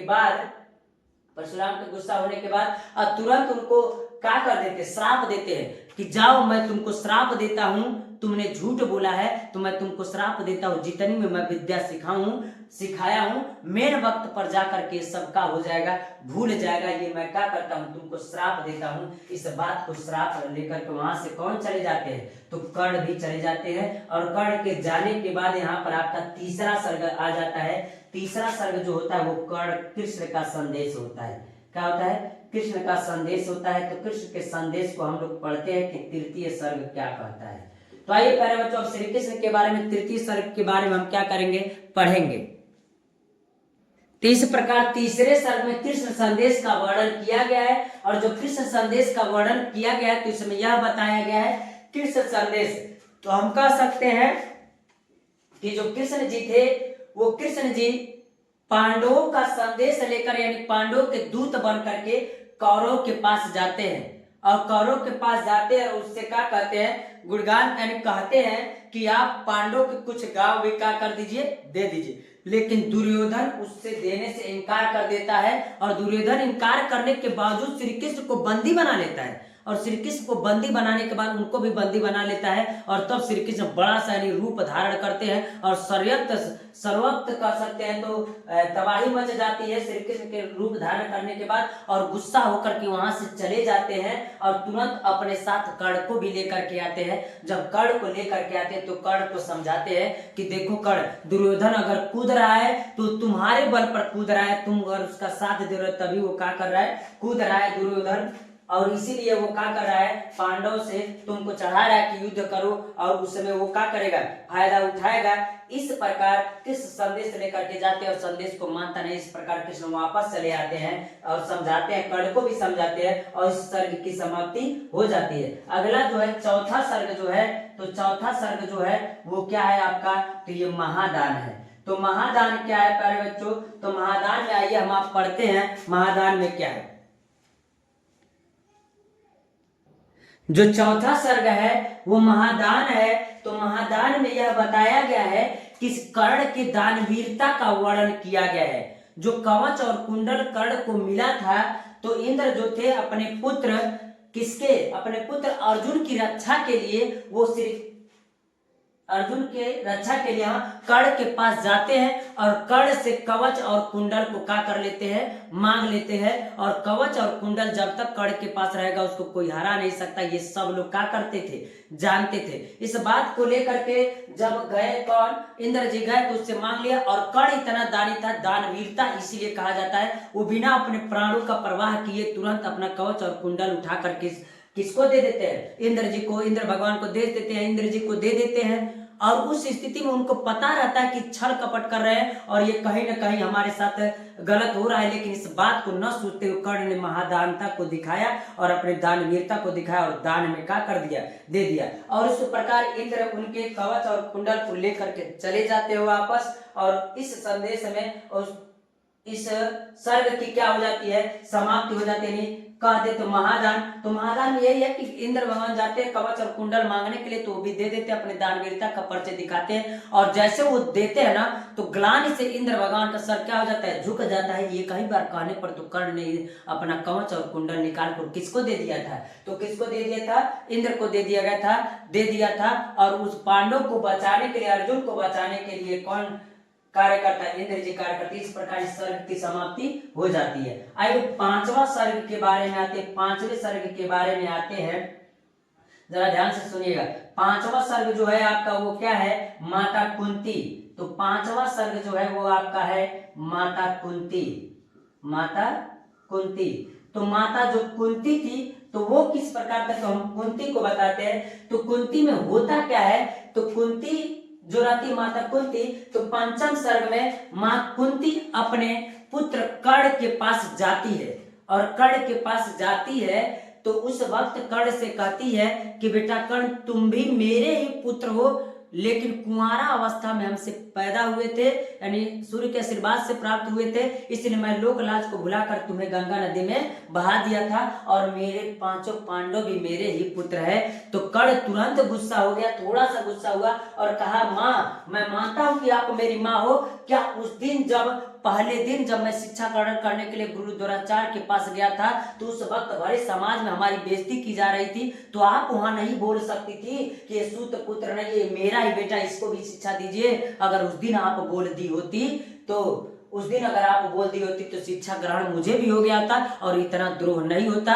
और मैं मानता हूं उस दिन अगर कोई साथ दिया था तो मेरा दुर्योधन साथ दिया था, और कोई मेरे साथ आया नहीं था, और इसलिए मैं उसको नहीं छोड़ूंगा। और इस बात को लेकर के कुंती बड़ी दुखी हो जाती है, लेकिन दुख होने के कारण वो कहते हैं, एक वचन देते हैं अपने माता कुंती को। वचन देता है कर्ण, कहता ये है कि देखो माँ, तुम मेरी माँ हो और इसलिए मैं आपको वचन देता हूं कि आपके 5 बेटे हैं। 5 बेटे आपके हैं। मेरे को तो आप मानती नहीं, 5 पांडव जो है आपके पुत्र हैं, और मैं आपको वचन देता हूं उस पांचों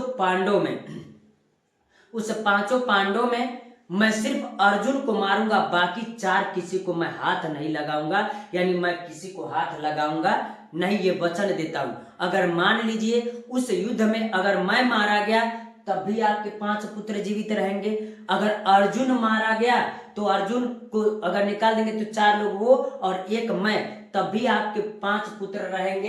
इसलिए मैं वचन देता हूं कि अगली बार ऐसा नहीं होगा। यानी कहने का मतलब ये है कि कह सकते हैं कि मैं उसको नहीं मारूंगा, बाकी 4 को नहीं मारूंगा, बस अर्जुन को क्या करूंगा, मारूंगा। इस प्रकार इसको वचन देता है माता कुंती को, कहता है कि मैं दुर्योधन को छोड़ करके नहीं जाऊंगा, क्योंकि उसने मेरी क्या की थी, रक्षा की थी, और मैं उसको कभी नहीं छोड़ सकता। वो कहने आई थी कि दुर्योधन का साथ छोड़ करके आ जाओ मेरे साथ, लेकिन वो मना कर देता है, और इस प्रकार दुखी होकर के माता कुंती वहां से चली जाती है। और इस प्रकार पंचम सर्ग की भी क्या हो जाती है, समाप्ति हो जाती है। जब पंचम सर्ग की समाप्ति हो जाती है तो 6वां सर्ग आता है जो शक्ति परीक्षण है। जो 6वां सर्ग है वो क्या है, तो हम कहेंगे शक्ति परीक्षण है। जो शक्ति परीक्षण है तो हम चलते हैं शक्ति परीक्षण को पढ़ते कि शक्ति परीक्षण में क्या है। इस प्रकार हम कह सकते हैं कि जो 6वां सर्ग है शक्ति परीक्षण में, तो जब युद्ध की तैयारी किया जाता है और उस स्थिति में कर्ण युद्ध करने के लिए जाता है, अब भीष्म पितामह के कहने के बाद भी वो युद्ध करने से इनकार कर दे, यानी कहने का मतलब वो कहते हैं, इनकार करते कि युद्ध मत करो, लेकिन कर्ण मानता नहीं है और युद्ध क्या करता है। और उस युद्ध में क्या होता है, युद्ध करते करते वो बार बार अन्य पांडव आ रहे थे, लेकिन वो सबको तीर तान करके भी छोड़ दिया करता था कर्ण। और इस प्रकार कर्ण जब छोड़ दिया करता था और शक्ति का बार बार प्रदर्शन करके उसको बाकी को छोड़ दिया करता था और अर्जुन को मारने के लिए तत्पर हो जाता है, और इस प्रकार सबके कहने के बाद भी वो अपने शक्ति का प्रदर्शन करता है और युद्ध करता है। और इस प्रकार इस सर्ग की समाप्ति हो जाती है। और अंतिम सर्ग जो होता है वो बलिदान होता है। क्या होता है, बलिदान।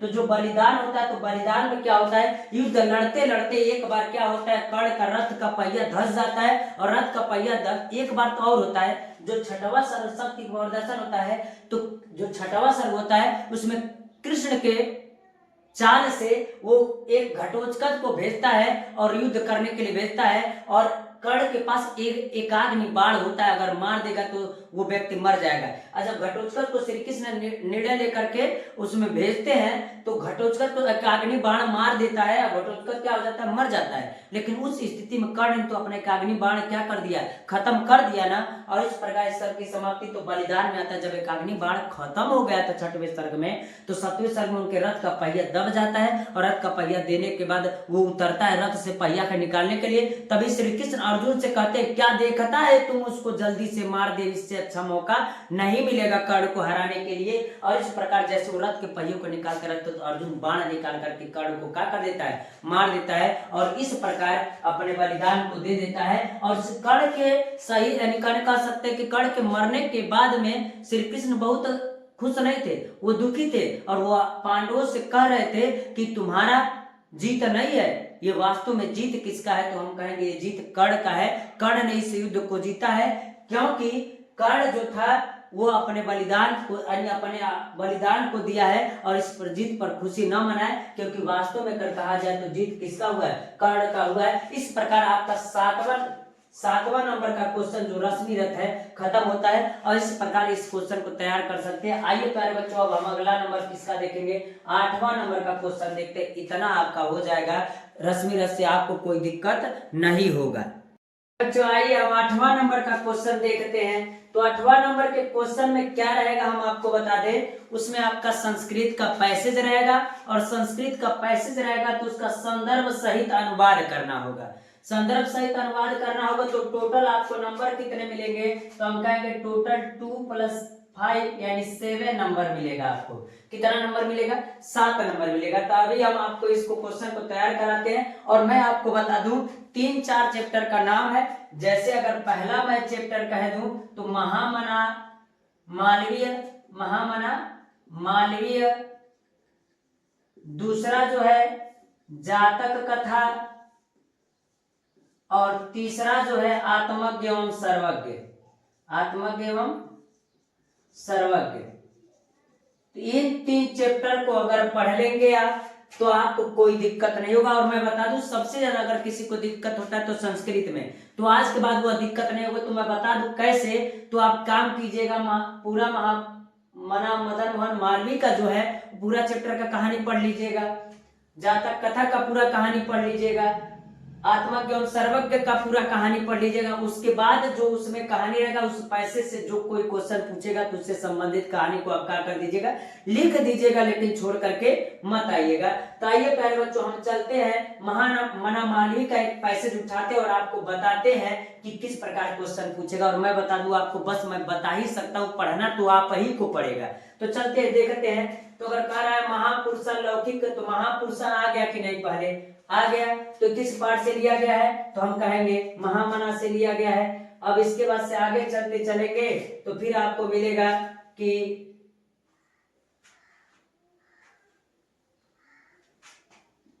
तो अब जरा देखिए, करा मोतीलाल नेहरू मिला कि नहीं मिला? स्वतंत्रता सेनानी थे लोग ना, लाला लाजपत राय थे ना। तो जब इनका वर्णन किया गया होगा तो वहां पर क्या होगा? तो महापुरुषा कौन? मदन मोहन मालवीय। ये पैसेज हम इसलिए बता दें कि क्योंकि यह इंपॉर्टेंट होने वाला। इसके बाद जो भी पैसेज होगा उनमें महामना या मदन मोहन कुछ भी आपको लिखा मिल सकता है। तो कैसे लिखेंगे? संदर्भ प्रस्तुत गद्यांश हमारी पठित पाठ्य पुस्तक हिंदी के, तो हम कहेंगे हिंदी के संस्कृत खंड के महामना मालवीय पाठ से लिया गया है। तो इतना हम कह सकते हैं। तो इसका अर्थ क्या होगा? तो कह रहा महापुरुष संसारित प्रलोभन में फंसकर अपने निश्चित लक्ष्य से कभी भी भ्रष्ट नहीं होते हैं। देश की सेवा में अनुरुक्त या युवक उच्च न्यायालय की सेवा में नहीं रह सके। कौन? मदन मोहन मालवीय।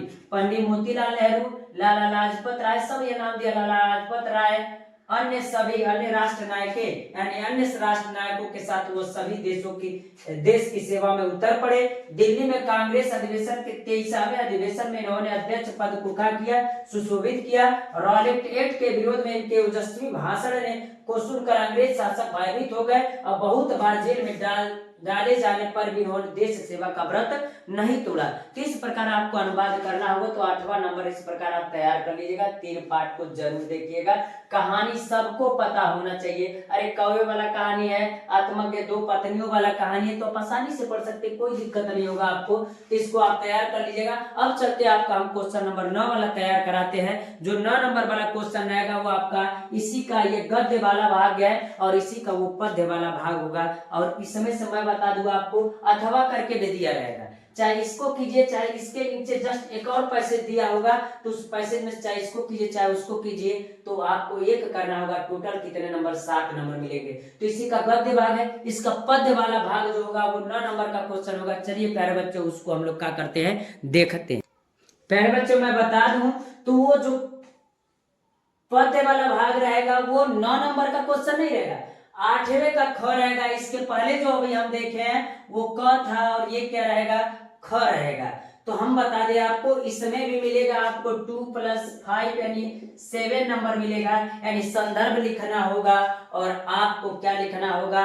उसका व्याख्या लिखना होगा जो पद्य से संबंधित होगा। गद्य और पद्य संस्कृत में भी होता है। तो चलते हैं। अब आपको एक मैं बताऊंगा और मैं बताऊंगा कौन कौन सा पढ़ करके जाइएगा, आपका काम हो जाएगा। तो मैं एक बता दे रहा हूं आपको, इसी प्रकार आपको संदर्भ और व्याख्या भी लिखना होगा। तो क्या कर रहा है? विद्या विवादाय धनम मदाय, विद्या विवादाय धनम मदाय, शक्ति परेशा परिपीडनाय, खलस्य साधो विपरीत मेतज्जनाय दानाय च रक्षणाय। तो अगर हम इसका संदर्भ लिखेंगे तो कहेंगे प्रस्तुत पद्यांश हमारी पठित पाठ्य पुस्तक हिंदी के संस्कृत खंड के सुभाष रत्नान पाठ से लिया गया है। इस प्रकार इसका क्या होगा? संदर्भ होगा। कोई लेखक या कवि तो होगा नहीं। अगला कह रहा है, इसी में अगर व्याख्या करना होगा तो कह रहा है कि दुष्ट की विद्या विवाद के लिए, दुष्ट की विद्या विवाद के लिए, धन मद के लिए, धन जो होता है मद के लिए, और जो शक्ति होता है दूसरों को पीड़ा पहुंचाने के लिए होता है। जो दुष्ट प्रकृति के लोग रहते हैं तो उनके जो शक्ति रहती है दूसरे को पीड़ा पहुंचाने के लिए होती है। अगला करा, इसके विपरीत सज्जन की विद्या जो होती है ज्ञान के लिए होती है, धन दान के लिए होता है, और शक्ति दूसरों की रक्षा के लिए होती है। तो इस प्रकार आप प्यारे बच्चों इसका संदर्भ और व्याख्या लिखिएगा, आपको कोई समस्या नहीं आएगा। और कुछ मैं आपको पद दे रहा हूं जिसको पढ़ेंगे तो उसी से आपको क्वेश्चन पूछेगा। चलिए चलते हैं, देखते हैं। तो आइए प्यारे बच्चों, इसका इंपॉर्टेंट जो टॉपिक मैं आपको बता दे रहा हूँ उसको आप पढ़ लीजिएगा। अगर मैं पूरा वीडियो बढ़ाऊंगा तो लंबा हो जाएगा और समय भी आपको ज्यादा पढ़ने लगेगा। इस प्रकार आप देख करके विद्या से, किताब से, नोट से आप इसको तैयार कर लेंगे, बहुत जल्दी तैयार हो जाएगा। करे भाषासु मुख्य डाट डाट डाट का मतलब 4-5 लाइन आएगा, तो ये वाला पैसेज देख लीजिएगा। काव्य शास्त्र कलहेन ये भी देख लीजिएगा। परोक्षे कार्य हंतारम ये भी देख लीजिएगा। प्रीणाति लभंते ये भी देख लीजिएगा। विधंतु नित्य निपुणा पद न धीरा ये भी देख लीजिएगा। न चौरहार्य सर्वधनान प्रधानम ये भी देख लीजिएगा। सुखाति कुतो विद्या तजे सुखम, और ये भी क्या कर लीजिएगा, आप देख लीजिएगा। इससे बाहर से पैसे नहीं पूछेगा प्यारे बच्चों। फिर इसका अगला 9 नंबर का क्वेश्चन इसके बाद हम चलेंगे तो आपका वह क्या होगा, तो हम कहेंगे वह मुहावरा हो सकता है, मुहावरा और लोकोक्ति होगा, जिसको आपको हम बताएंगे।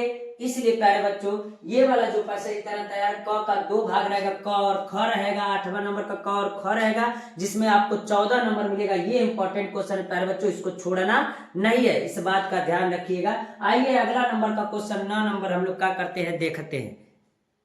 जो अगला आपका क्वेश्चन है वो होगा, वो लोकोक्ति एवं मुहावरों से होगा, जिसको करेंगे तो आपको कितने नंबर मिलेंगे, 2 नंबर मिलेंगे। तो आइए प्यारे बच्चों आज हम आपको बताते हैं कि मुहावरों को कैसे किया जाएगा। जैसे कि आज हमने आपको क्या क्या बता दिया। 6वां नंबर पंचलाइट बहादुर कहानी, 7वां जो क्वेश्चन था रश्मि रथ बता दिए। 8वां जो था संस्कृत से क्वेश्चन था वो बता दिए। 9 नंबर का जो रहेगा लोकोक्ति एवं मुहावरे रहेगा। हम कितना बताए, 2-4 बताए। आप इसी प्रकार महत्वपूर्ण तरीके से, सबसे ज्यादा दिक्कत बच्चों को यही होता है कि हम इसको कैसे करें। तो सबसे पहले लोकोक्ति एवं मुहावरा दिया होगा तो उसका अर्थ लिखना होता है, उसके बाद से उसका वाक्यों में प्रयोग करना होता है। तो आइए प्यारे बच्चों हम इसको क्या करते हैं, देखते हैं किस प्रकार लिखते हैं। तो कह रहा अपना उल्लू सीधा करना। अपना उल्लू सीधा करने का मतलब क्या होता है, स्वार्थी होना। तो स्वार्थी होने का मतलब अपना उल्लू सीधा करना। आजकल लोग अपना उल्लू सीधा करने में लगे हैं। अगला कार्य उल्टी गंगा बहाना यानी विपरीत कार्य करना। मोहन को आदेश देकर उल्टी गंगा क्यों बहाते हो, मोहन का आदेश कहीं और दिए और अपने किसी और जा रहे हैं। हम करें उल्टी गंगा बहाना। आम के आम गुठलियों के विदाम यानी दोहरा लाभ होना, ये यानी अखबार पढ़ करके उसकी रद्दी को बेच देना और आम के आम गुठलियों के दाम भी मिल गए। अगला कार्य आंख का तारा होना, अत्यधिक प्रिय होना। तो रोहन मेरी आंखों का तारा है। तो अकेला इकलौता रोहन रहा होगा तो अपनी आंखों, मेरी आंखों का तारा होगा। तो करा पानी पानी होना मतलब लज्जित होना। श्याम परीक्षा में अनुत्तीर्ण होने पर पानी पानी हो गया यानी फेल हो गया, तो क्या हो गया, अनुत्तीर्ण हो गया तो पानी पानी में लज्जित हो गया। हाथ पीले करने का मतलब विवाह करना। कमला ने अपने पुत्री के हाथ पीले कर दिए। इस प्रकार आप क्वेश्चन को क्या करेंगे, पढ़ेंगे तो आपका यह क्वेश्चन लोकोक्ति एवं मुहावरे का होगा, तैयार होगा। अब चलते हैं प्यारे बच्चों, हम आपको आज बताएंगे फिर से 10वां नंबर का क्वेश्चन क्या है। तो मैं बता दूं जो 10वां नंबर का क्वेश्चन रहेगा, फिर ये इजी क्वेश्चन आ गया। कैसे इजी है तो मैं बता दूं 10वां नंबर में पैसे दिया रहेगा 5-7 लाइन का, और इसके नीचे क्वेश्चन कितने होंगे, 3 क्वेश्चन होंगे जो अपठित गद्यांश होगा, और तीनों पर टोटल मिला के कितने नंबर मिलेंगे, 5 नंबर मिलेंगे। तो चलते प्यारे बच्चों अगला जो क्वेश्चन हम तैयार कराते हैं, क्वेश्चन नंबर 10 का जो 5 नंबर होगा उसको हम लोग देखते हैं कि वो क्या कहता है। प्यारे बच्चों आपका 10वां नंबर का जो क्वेश्चन आएगा जिस पर आपको 5 नंबर मिलेंगे, तो उसमें एक पैसे दिया रहेगा, 4-5 लाइन 7 लाइन का पैसे दिया होगा जो अपठित गद्यांश होगा। क्या होगा, तो हम कहेंगे प्यारे बच्चों अपठित गद्यांश होगा। अपठित गद्यांश होगा तो इसमें लिखने में आपको कोई समस्या नहीं होना चाहिए। इसलिए क्योंकि यह आसान होता है, क्योंकि इसका आंसर इसी में छाट करके लिखना रहता है और आपको 5 नंबर मिलते हैं। तो चलते हम इस क्वेश्चन को क्या करते हैं बताते हैं आपको।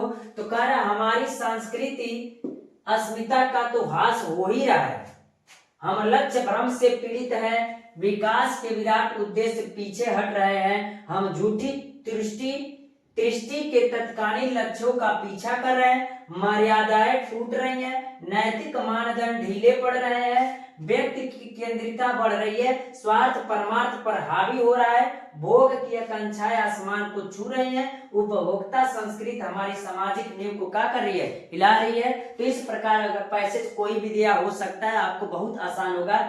तो अगर कहेगा तो आपको मैं बता दूं उपयुक्त गद्यांश का शीर्षक क्या है, तो शीर्षक पूछेगा तो आपको इसी में से ढूंढना पड़ेगा। तो आपको ऐसा नहीं लग रहा है, इसको पढ़ने के बाद ये बात पता चल रहा होगा कि हमारी भारतीय संस्कृति को बढ़ावा दिया गया, यानी संस्कृति को मूल्य दिया गया, यानी बढ़ावा दिया गया है। तो हम कह सकते हैं संस्कृति हमारी संस्कृति। तो इसका कहेंगे उत्तर क्या है, गद्यांश का शीर्षक क्या है, तो सांस्कृतिक मूल्य। तो आप ऐसे कह सकते हैं हमारी सांस्कृतिक मूल्य। तो हम कहेंगे अपने संस्कृति की भावना को बढ़ावा देना, ये पैसेज हो जाएगा।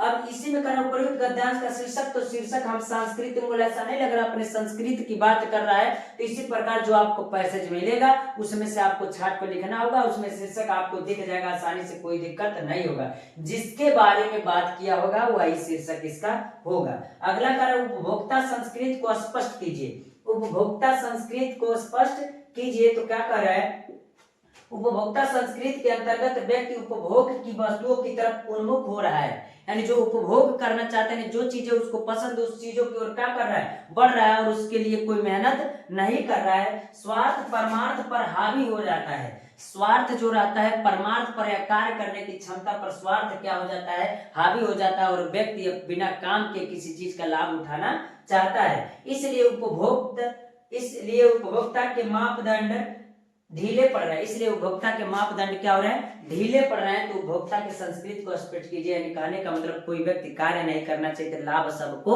चाहिए। अगला और लास्ट इसका कह रहा है हमारे लक्ष्य भ्रम से क्यों पीड़ित है। तो हम कहेंगे हमारी सांस्कृतिक अस्मिता का पतन हो रहा है, हमारी सांस्कृतिक अस्मिता का पतन हो रहा है, सांस्कृतिक जो मापदंड वो खत्म हो रहा है, इसलिए हमारे लक्ष्य भ्रम से क्या है, पीड़ित है। तो इस प्रकार हम कह सकते हैं प्यारे बच्चों 3 क्वेश्चन का देंगे आंसर, तो आपको कितने नंबर मिलेंगे, तो 1 नंबर इस पर और 2 नंबर इस पर मिलेगा, तो टोटल कितना मिलेगा आपको, 5 नंबर मिलेगा। आपको 10वां नंबर का क्वेश्चन यही छपा होगा। इसलिए प्यारे बच्चों यह वीडियो आपके लिए इंपॉर्टेंट होने वाला है। आज का यह वीडियो आपको 10 नंबर का क्वेश्चन मैंने दे दिया। पार्ट 1 में 1 से लेकर के 5 क्वेश्चन, पार्ट 2 में 6 से लेकर के 10 तक क्वेश्चन, पार्ट 3 जो आएगा यानी कल जो हम अपलोड करेंगे वह कहां तक होगा, तो हम कहेंगे 11 से लेकर 15 नंबर तक का क्वेश्चन होगा। इस प्रकार आपका पूरा पैसेज हो जाएगा, यानी पूरा हिंदी का बोर्ड पेपर जो 24 तारीख को वो हो जाएगा, आपको कोई समस्या नहीं होगा। इसलिए इसको तैयार करके जाएगा प्यारे बच्चों, और मैं जल्द ही आपके लिए अगला वीडियो लेकर के कल डाल दूंगा, आपको वीडियो आप देख लीजिएगा। और आज के लिए इतना रहने देते प्यारे बच्चों, धन्यवाद।